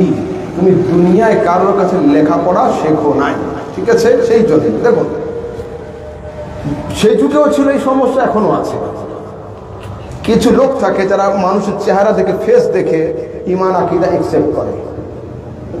মসজিদের সঙ্গে ঝগড়া, সুন্নি, ও হক কথা বললে ওটা মানবে না, এ লোক থাকে। তো কোরআনের আয়াত অবতীর্ণ হলো, মক্কার কাফেররা মানতে অস্বীকার করে। সাহাবীরা একবার, আগের যুগে নিয়ম ছিল এই, কাবা ঘরের উপরে গেলাফ আছে না, চাদর, তো বড় বড় শায়েররা, কবিরা কবিতা লিখে রাতের অন্ধকারে পিন আপ করে দিয়ে আসতো কাবা ঘরের চাদরের উপরে, ঠিক আছে? বড় বড় সাহিত্যিকরা কাবা ঘর তোয়াফ করতো, যার ছন্দটা ভালো লাগতো দেখে লিখে দিত, যারটা ভুল হতো সংশোধন করতো। রাসূল সাল্লাল্লাহু আলাইহি ওয়াসাল্লামের সাহাবীরা একটা কাগজে লিখেছে, ইন্না আ'তাইনাকাল কাউসার ফাসল্লি লিরাব্বিকা ওয়ানহার ইন্না শানিআকা হুয়াল আবতার। 3 লাইন লিখে রাতের অন্ধকার পিন আপ করে দিয়ে দূরে আছে লুকিয়ে ওরা। মক্কার যে লোকটা সবচেয়ে বড় পণ্ডিত, কাফেরদের কাবা ঘর তোয়াফ করছে, তোয়াফ করছে, তোয়াফ করছে, হঠাৎ করে ওই দিকে তাকিয়েছে, তাকিয়ে থেমে গিয়েছে, পড়ছে ইন্না আ'তাইনাকাল কাউসার ফাসল্লি লিরাব্বিকা ওয়ানহার ইন্না শানিআকা হুয়াল আবতার। চতুর্থ লাইন তো নেই, পকেট থেকে পেন বের করে কি একটা লিখলো। ও যখন তোয়াফ শেষ করে চলে গিয়েছে, রাসূলের সাহাবীরা বলছে, দেখো তো কি লিখলো। নিচে 4 নম্বর লাইন লিখে দিয়েছিল, হাযা লাইসা মিন কালামিল বাশার, এটা কোনো মানুষের কথা নয়, এটা হতো আল্লাহরই বাণী, এটা আল্লাহর বাণী। মক্কার কাফেররা এইটা লিখেছিল। সাহাবীরা জেনে গেলেন এরা শুধু মুহাম্মদ সাল্লাল্লাহু আলাইহি ওয়াসাল্লামের সঙ্গে দুশমনি করতে গিয়ে কোরআনকে কোরআন মানছে না, নবীকে নবী মানছে না। যদি আমাদের ফেস লুকিয়ে থাকে, এরা সবটা মেনে নেবে। বর্তমানেও এই চরিত্রের কিছু মানুষ আছে যারা আহলে সুন্নাতের আলেম ওলামা দেখলে মানার কথা আর মুখে আসে না, ঠিক আছে? আচ্ছা দেখুন, সামনে রমজান আসছে, 2-4টে জিনিস আপনাদের ইম্পর্টেন্ট বলে যায়। প্রত্যেক বছর রমজান শুরু হওয়ার সময়, ঈদ হওয়ার আগে সমাজে সমাজে ফাটল ধরে। কেউ ঈদ করে শুক্রবার, কেউ ঈদ করে শনিবার, এটা হয়েই থাকে প্রায় সময়। রোজা ধরার সময়ও ঝামেলা একটু হয়, কিন্তু ঈদের সময়টা বেশি হয়। সরাসরি হাদিসের মধ্যে আসছে, সরাসরি কোরআন কারীম সূরা বাকারা 189 নম্বর আয়াতে আসছে, ইয়াসআলুনাকা আনিল আহিল্লাতি কুল হিয়া মাওয়াকিতুল লিন-নাসি ওয়াল হজ। প্রিয় পয়গম্বর,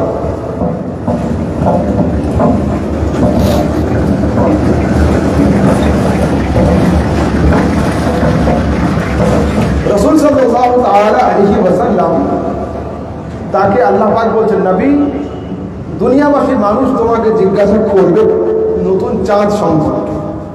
নতুন চাঁদের কি কাজ তুমি জানিয়ে দাও। হিয়া মাওয়াকিতুল লিন-নাস, মানুষের সময় নির্ধারণ করার জন্য আল্লাহ পাক নতুন চাঁদ উদয় করে থাকে।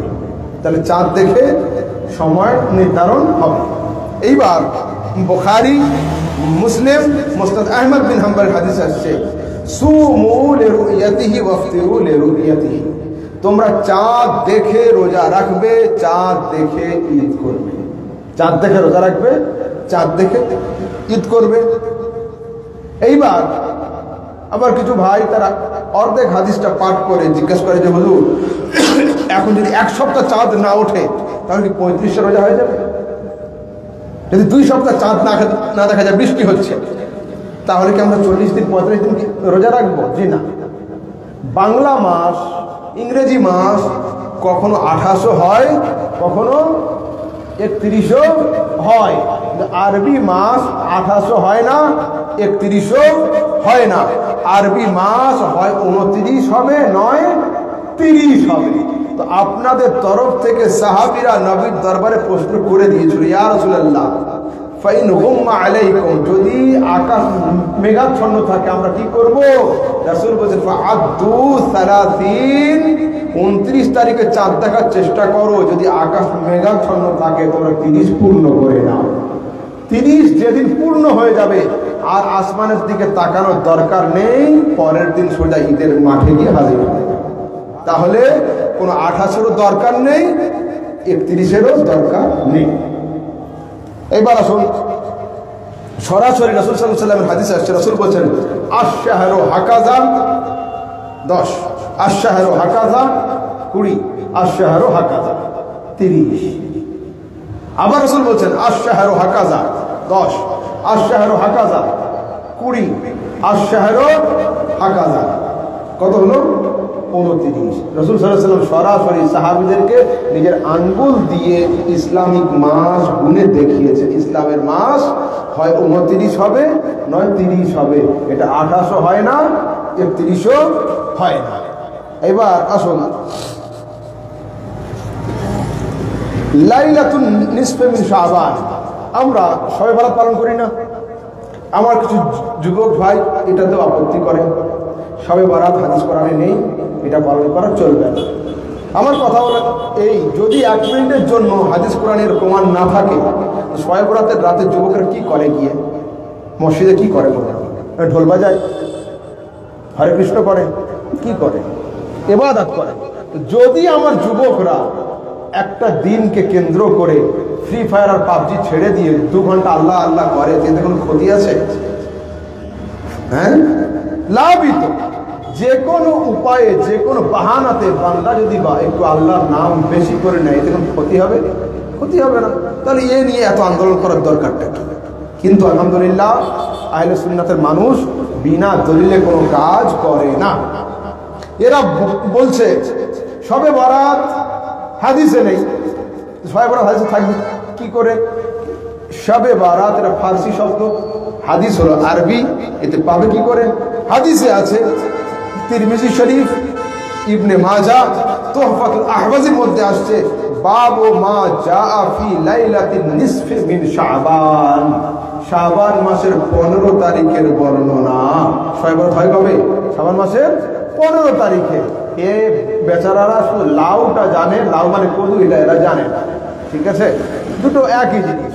তো হাদিসে সরাসরি 15ই শাবানের কথা রয়েছে, কিন্তু বলছে শবে বরাত শব্দ নেই। আসুন সরাসরি সূরা দুখানের 3 নম্বর আয়াতে আসছে, ইন্না আনজালনাহু ফি লাইলাতিন মুবারাকাহ, আমি আল্লাহ কোরআন অবতীর্ণ করেছি লাইলাতুন মুবারাকাতুন, শবে বরাতের রাত্রিতে। লাইলাতুন মানে সব, আর মুবারাকাতুন মানে বারাত। সরাসরি সূরা দুখানের 3 নম্বর আয়াতের ফার্সি অনুবাদ করলে তৈরি হয়ে যাবে শবে বারাত। ঠিক আছে, সেই জন্য যুবক তোমরা শবে বারাতের রাতে খুব ইবাদত করো, পবিত্র রাত, এতে কোনো দোষ নেই। এইবার শাবান মাস, রাসূল সাল্লাল্লাহু আলাইহি ওয়াসাল্লাম আল জামে সগীরের মধ্যে ইবনে আসাকির তারিখে মদিনার মধ্যে লিখছেন, শাবান ও শাহরি ও রমজান ও শাহরুল্লাহ, শাবান হলো আমার মাস, রমজান হলো আল্লাহর মাস। সরাসরি রাসূল সাল্লাল্লাহু আলাইহি ওয়াসাল্লাম এই কথা লিখছেন। এইবার রমজানের মধ্যে আপনারা ক্যালেন্ডারে তো দেখেন 3 ভাগ দেখেন না? প্রথম 10 দিন, দ্বিতীয় 10 দিন, তৃতীয় 10 দিন, 3 ভাগ থাকে তো, মাগফিরাত, রহমত, এইভাবে করে। এটাতেও বর্তমানে আপত্তি শুরু হয়ে গেছে, এটা নাকি হাদিস কোরআনে নেই। সহিহ ইবনে খুজাইমার 1780 নম্বর হাদিস, জিয়া মাকদেসি আস-সুনান আল আহকাম, তারগিব তাহরিব এবং তাবাকাতুশ শাফিইয়া এবং ইবনে আবি দুনিয়া ফাজাইলে রমজান কিতাবের মধ্যে সরাসরি 3টে ভাগ করে দিয়েছেন। হুয়া শাহরুন আউয়ালুহু রাহমাতুন, এই মাসের প্রথম 10 দিন হলো রহমতের, ওয়া আওসাতুহু মাগফিরাতুন, মাঝখানের 10 দিন হলো মাগফিরাতের, ওয়া আখিরুহু ইতকুম মিনান নার, এবং শেষের 10 দিন জাহান্নাম থেকে আযাদের। সরাসরি কিতাবে আছে, হাদিসে আছে। যুবকরা তোমরা একদম টেনশন করবে না, তোমরা আহলে সুন্নাতের সঠিক আকীদার উপরে দণ্ডায়মান থাকো। এইবার 27-এর রাত একটা আছে রমজানে, 27-এর সময় মসজিদে লোক খুব যায়। সরাসরি সিহাসিত্তার হাদিসের মধ্যে আছে রাসূল আকরাম সাল্লাল্লাহু আলাইহি ওয়াসাল্লাম কি বলেছেন, লাইলাতুল কদরে, কদরের রাত কবে? লাইলাতুস 27 ওয়া 20, 27-এর রাত হলো লাইলাতুল কদরের রাত। সরাসরি সিহাসিত্তার হাদিসের মধ্যে আছে। সেহেতু যুবক, তোমরা আপন আকীদার উপর দণ্ডায়মান থাকো এবং সঠিকভাবে দ্বীন শেখার চেষ্টা করো। আর দুটো হাদিস বয়ান করবো, তারপরে ইনশাআল্লাহ শেষ করবো। দরুদ শরীফ। আল্লাহুম্মা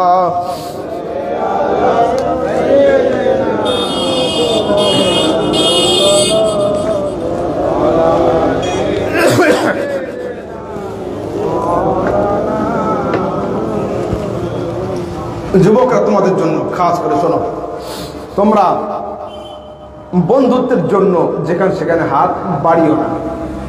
ভালো দোস্ত কে হবে, কার সঙ্গে বন্ধুত্ব দরকার, সরাসরি আমি রাসূলের হাদিস থেকে বলছি।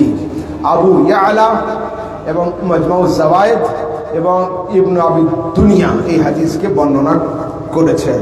রাসূলকে জিজ্ঞাসা করা হয়েছে, ইয়া রাসূলুল্লাহ আইয়ু জুলসাইনা খায়রুন, কোন বৈঠক উত্তম, কোন সঙ্গ উত্তম, কাদের সোহবতে থাকা উত্তম? রাসূল উত্তর দিচ্ছেন, ক্বালা খায়রু জুলসাইকুম মান যাক্কারাকুমুল্লাহ রুয়াতাহু, সবচেয়ে উত্তম বন্ধু সেই যাকে দেখে আল্লাহর স্মরণ আসে। বন্ধুত্বের বন্ধু হওয়ার জন্য 3টে বৈশিষ্ট্য দিয়েছেন আমার রাসূল। এবার রাতের বেলা বাড়ি গিয়ে চিন্তা করবে যে তোমার ফ্রেন্ড সার্কেলে এই লোক কয়জন আছে। রাসূল কি বলছেন, মান যাক্কারাকুমুল্লাহু রুয়াতাহু, যার চেহারা দর্শন করার পরে আল্লাহ স্মরণ আসে। 2 নাম্বার, ওয়া যাদা ফি ইলমিকা মানতিকুহু, যার ওয়াজ, যার নসিহত, যার কথাবার্তা শুনে নিজের ইলম বাড়বে, জ্ঞান বাড়বে। 3 নম্বর, ওয়া যাক্কারাকুমুল আখিরাতা আমালুহু, আর যার ওঠা বসা চলা খাওয়া দেখে আখিরাতের কথা স্মরণ আসে। এই 3টে প্রকৃত বন্ধুর আলামত। একজন প্রকৃত বন্ধুর আলামত 3টে। এই ক্যাটাগরির মানুষের সঙ্গে আমাদের দোস্তি করতে হবে। রাসূল কি বলছেন আরেকটা, আহাবুল আমালি ইলাল্লাহ, আল্লাহর কাছে উত্তম আমল হলো এই, আফদালুল আমাল, অন্য হাদিসে আছে আল হুব্বু ফিল্লাহি ওয়াল বুগযু ফিল্লাহ, আল্লাহর জন্য সম্পর্ক তৈরি করা, আল্লাহর জন্য সম্পর্ক ভেঙে ফেলা। আমি একজনের সঙ্গে সম্পর্ক করলাম, এই যে আপনারা যুবক, তোমরা আমার কাছে আসছো, আমি তোমাদের কাছে কি আছে, আমি তোমাদের পকেটে কত টাকা করে ঘুষ দিচ্ছি আমার জলসায় যাবে না। এর নাম হলো আল হুব্বু ফিল্লাহ, আল্লাহকে নিয়ে দোস্তি জারি। এর নাম হলো আল হুব্বু ফিল্লাহ। তোমরা আমার কাছে আসো বিনা স্বার্থে, তোমাদের কোনো স্বার্থ না, স্বার্থ একটাই, আল হুব্বু ফিল্লাহ, আল্লাহকে নিয়ে हम দোস্তি করতে। আমার রাসূল সাল্লাল্লাহু আলাইহি ওয়াসাল্লাম হাদিসে এটাই বলেছেন, আল হুব্বু ফিল্লাহ ওয়াল বুগযু ফিল্লাহ। এইবার এইখানে একটা হাদিস দেখো, রাসূল আকরাম সাল্লাল্লাহু তাআলা আলাইহি ওয়াসাল্লাম একটা আশ্চর্যের হাদিস আমাদের শিখিয়েছেন, শুনিয়েছেন। কিয়ামতের দিনে আল্লাহ তাবারক ওয়া তাআলা, রাসূল বলছেন যে কোন আদমের সন্তান নিজের পাকে ততক্ষণ পর্যন্ত ওঠাতে পারবে না, মাটি জোর করে ধরে থাকবে যতক্ষণ পর্যন্ত কিছু প্রশ্নের উত্তর না দিতে পারে। কি কি? আন শাবাব বিহি, তার যৌবন সম্পর্কে, যে সে যৌবনটা কোথায় খরচ করবে। আন মালিহি, তার ধন সম্পদ সম্পর্কে, সে কোথা থেকে উপার্জন করলো এবং সম্পদ কোথায় খরচ করলো, এবং কিয়ামতে কাদের সঙ্গে ছিল, এবং কিয়ামতের দিনে সবচেয়ে প্রথম প্রশ্ন হবে মানুষের নামাজ সম্পর্কে।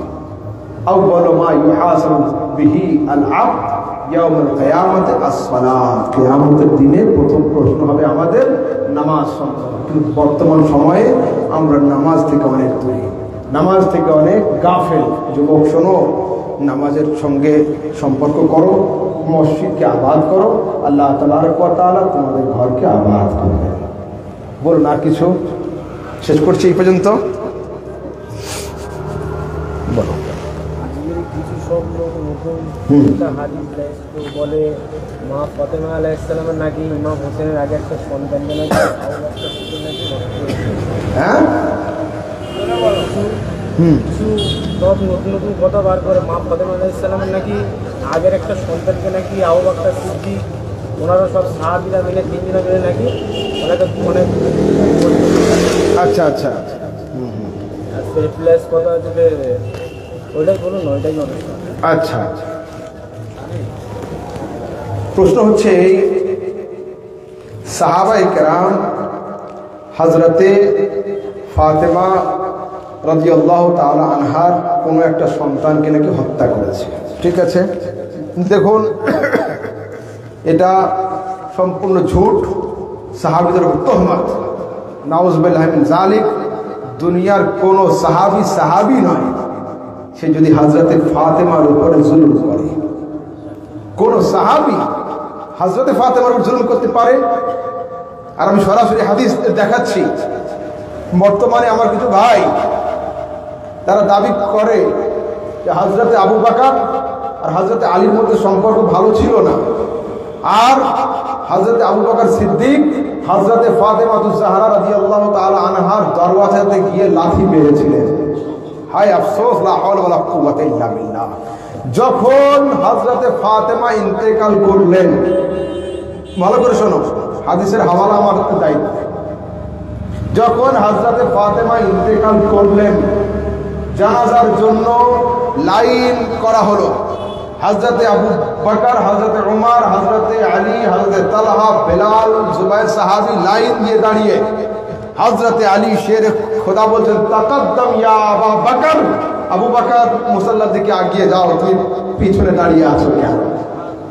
তা হযরত আবু বকর সিদ্দিক বলছে, আমিরুল মুমিনিন, আজকে আপনি দাঁড়িয়ে আছেন, জানাজার হক বেশি আপনার, স্ত্রী আপনার, জামাই আপনি, নামাজটা আপনি পড়িয়ে দিন।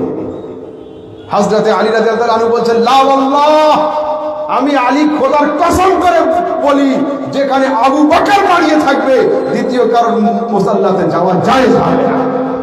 হযরতে ফাতেমা রাদিয়াল্লাহু তাআলা আনহার জানাজার ইমামতি হযরতে আবু বকর সিদ্দিক করিয়েছেন এবং জামাতে নামাজ হযরতে আলী পড়েছেন। দুনিয়াবাসী লোক দাবি করে হযরতে আলীর সঙ্গে হযরত আবু বকরের সম্পর্ক ঠিক ছিল না। আরে ভাই, যদি সম্পর্ক ঠিক না থাকে, এনার সঙ্গে আমার সম্পর্ক খারাপ থাকলে আমি তো বিয়েতে ডাকবো না, জানাজা বড় কথা। হ্যাঁ, বিয়েতে ডাকবে না লোক, আর যেটা জীবনের শেষ কাজ সেই কাজটা আমার দুশ্মনকে দিয়ে আমি করাবো, খবর তার। এই আকীদা মাথা থেকে সরান। এগুলো কেবল আমাদের ঈমান ধ্বংস করার জন্য পাকিস্তানি শিয়াদের বয়ানকে এরা নিয়ে জেরক্স করে করে আপনাদের সামনে দিচ্ছে। আর কিছু বল পালা পড়া যে অ্যাক্সিডেন্ট কারণে সব ঢাকা পড়ছে, এটা কি যায় না? বর্তমানে এই সব মাস্ট কালান্দার গ্রুপ দেখছি সব হাতে বড় বড় বালা পড়ছে, কান ফুটো করছে, এগুলো কিয়ামতের আলামত।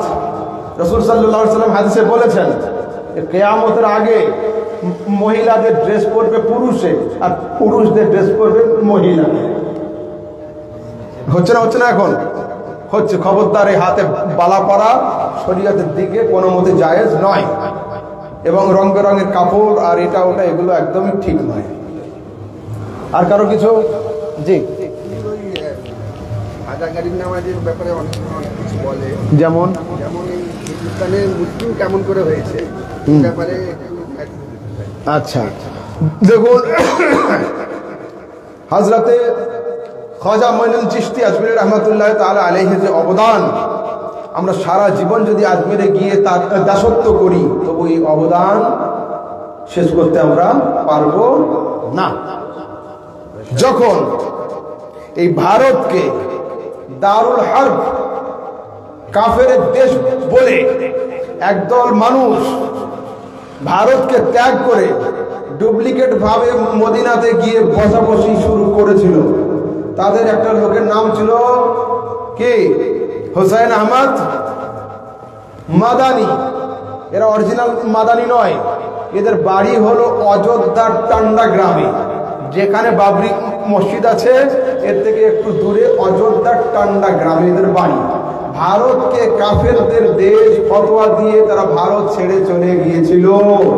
যখন ভারতবাসী লোক ভারতকে হিন্দুস্তানকে হিন্দুদের দেশ কাফেরদের দেশ বলে চলে যাচ্ছিল, ভারতে হিজরত করছিল, সেই সময় আপনার আমার ইমাম আলা হযরত স্বতন্ত্র কিতাব লিখেছিলেন, ইলামুল আলাম বিআন্নাল হিন্দা দারুল ইসলাম।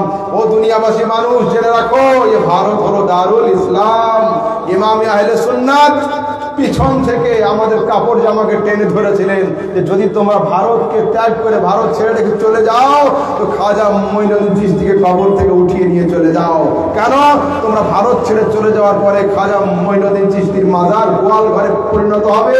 সেই দিন খাজা মঈনুদ্দিন চিশতি কিয়ামতের দিনে আল্লাহর দরবারে তোমাদের নামে নালিশ করবে যে আমি যাদেরকে কলমা পড়িয়ে দিনের দিকে ডেকেছিলাম আজ তারা আমাকে ছেড়ে রেখে চলে গিয়েছে। ও পৃথিবীর মানুষ, ভারত ত্যাগ করে চলে যাওয়া খাজা মঈনুদ্দিন চিশতির সঙ্গে নাফরমানি গাদ্দারি হবে। তো সেই প্রশ্নগুলো তাদের করতে হবে যাদের বুজুর্গরা ভারত ত্যাগ করে চলে গিয়েছিল কাফেরের দেশ বলে। আলহামদুলিল্লাহ, আমরা কোনোদিনের জন্য নেমক হারামি করিনি, আমরা কারো নেমক হালাল ছিলাম, আজও নেমক হালাল আছি। আর যতদিন পর্যন্ত থাকবো ইনশাআল্লাহ হিন্দুস্তানের জমিনে থাকবো এবং খাজা মঈনুদ্দিন চিশতি করার আবাদ করা এই ভারতকে আমরা রক্ষা করব। ঠিক আছে? তো সেই জন্য খাজা মঈনুদ্দিন চিশতি রহমাতুল্লাহ আলাইহির অবদান কোনো মতে অস্বীকার করা চলবে না।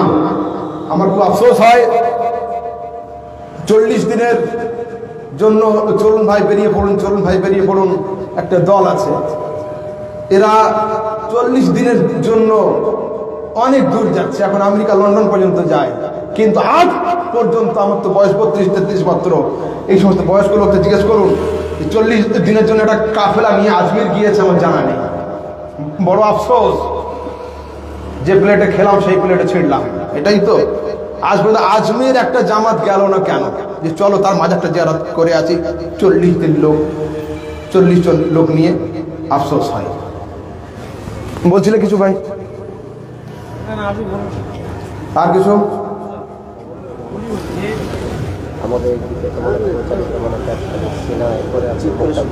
আচ্ছা আচ্ছা আচ্ছা,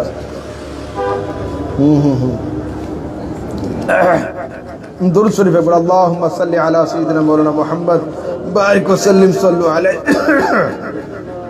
মাওলানা মুহাম্মদ সাল্লাল্লাহু আলাইহি ওয়াসাল্লাম। এক ভাই জানতে চেয়েছেন মাইয়াতকে কবরে কেমন করে শোয়ানো উচিত। দেখুন, জীবনের শেষ শোয়াটা নবীর সুন্নাত অনুযায়ী হওয়া দরকার। কেবলমাত্র কবরে চিৎ করে শুইয়ে দিয়ে ফেসটাকে ডান দিকে মানে কেবলার দিকে ঘুরিয়ে দেওয়ার নাম সুন্নাত নয়। ঠিক আছে? এ সম্পর্কে সারা দুনিয়া সবাই একমত। ওয়াহাবি, দেওবন্দি, তাবলিগি জামাত, ফুরফুরা, আহলে সুন্নাত, বেরেলি, জামাতি সবাই এতে একমত। এতে কোনো সমাজে সমস্যা নেই, শুধু আমাদের জানা যায় সমস্যা। সরাসরি কিতাবে আসছে ইউদাউ ফিল কবরে আলা জামবিহিল আইমান মুস্তাকবিলাল কিবলা, মাইয়াতকে কবরে ডান কাত করে শোয়াতে হবে, ডান কাত করে কেবলামুখী করে শোয়াতে হবে। কোথায় আছে? ফতওয়ায়ে কাজী খান, ফতওয়ায়ে হিন্দিয়া, ফতওয়ায়ে আলমগীরি, রদ্দুল মুহতার, বাহরুর রায়েক, কানজুদ দাকায়েক, বাদাইউস সানায়ে, নূরুল ইজাহ, আল হিদায়া, শারহে আল ওয়াকায়া, আশ-শামি। দুনিয়ার সমস্ত কিতাবে লেখা আছে মুর্দাকে কবরে সম্পূর্ণ ডান কাত করে শোয়াতে হবে। এ সম্পর্কে দেওবন্দি হযরতদের 2-4টি কিতাবের হাওয়ালা করি। মাওলানা রশিদ আহমদ গাঙ্গুহি সাহেব 100% দেওবন্দি ছিলেন, তার কিতাব ফতওয়ায়ে রশিদিয়ার 229 পৃষ্ঠা। মাওলানা আশরাফ আলী থানভী সাহেব বেহেশতি গওহার 90 পৃষ্ঠা এবং আগলাতুল আওয়াম 74 পৃষ্ঠা। তারপরে ফতওয়ায়ে দারুল উলুম দেওবন্দ 2য় খণ্ড 343 পৃষ্ঠা। তারপরে উলামায়ে আহলে সুন্নাত সুন্নি জামাতের কিতাবে আছে ফতওয়ায়ে রাজবিয়া, আলা হযরত, আল মালফুজ, আলা হযরত, বাহর শরিয়ত, কানুনে শরিয়ত, নিজামে শরিয়ত, আনওয়ারে শরিয়ত, সব শরিয়তে লেখা আছে কবরে ডান কাত করে শোয়াতে হবে। তারপরে আমার আশপাশে কিছু ফুরফুরা শরীফের ভাইরা বসবাস করেন, আমাদের পশ্চিমবঙ্গে খানকা আছে, এনাদের একটা কিতাব আছে মাকসুদুল মুমিনিন, এই কিতাবের 169 পৃষ্ঠা। ফতওয়ায়ে সিদ্দিকিয়া প্রথম খণ্ডে 200 পৃষ্ঠা। মসলা ভান্ডার 5 পৃষ্ঠাতে লেখা আছে। আর কারো কিছু, কবরে সম্পূর্ণরূপে কাত করে শোয়ানোটা সুন্নাত। রাসূল সাল্লাল্লাহু আলাইহি সাল্লাম একদিন একটা জানাজার পরে কবরের কাছে হাজির ছিলেন। কবরে নামাতে গিয়েছেন হযরত আলী রাদিয়াল্লাহু তাআলা আনহু। রাসূল সাল্লাল্লাহু আলাইহি সাল্লাম উপর থেকে বলছেন, ইয়া আলী ইস্তাকবাল বিহি কিবলাতা ইস্তিকবালান, আয় আলী, ওকে আয় আলী,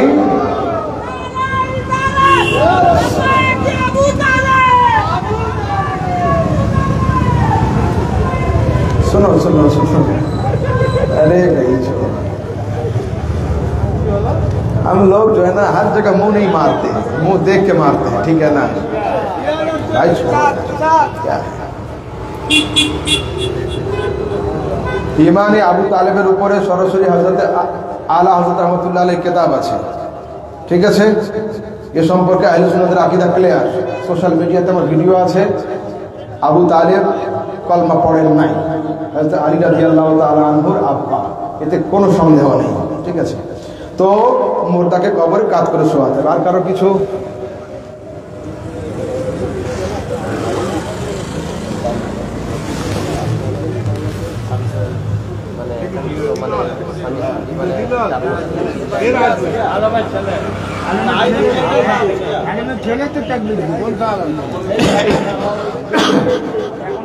কি চলবে যে জুলফিকার লেখা, মৌলানা নাম লেখা, ভালো করে বানিয়ে দিই। কিসে লেখা?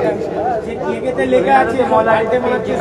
আচ্ছা আচ্ছা, না আগে ফিদার এই সাহাবীরা সব আমাদের মেদিনীপুর এলাকার কিছু শিয়া মানে কেক বানায়, কেকের মধ্যে মৌলা আলী রাদিয়াল্লাহু নাম লেখা রয়েছে এবং ওনার রমজান শরীফের ছবি বানিয়ে ছড়িয়ে যাচ্ছে। দেখুন, নামাজের মুসাল্লা, নামাজের মুসাল্লা, মুসাল্লার উপরে যেখানে সেজদা করা হয়, অনেক সময় কাবা শরীফের ছবি থাকে না আঁকা, মদিনা শরীফের মসজিদে নববীর ডিজাইন থাকে না। আমাদের সুন্নি ফোকাহায়ে কেরামগণ সাবধানতা হেতু, সাবধানতা বসুন, সাবধানতা হেতু যে মুসাল্লার উপরে কাবা শরীফের নকশা থাকে ওই মুসাল্লা কিনতে মানা করছেন। কেন?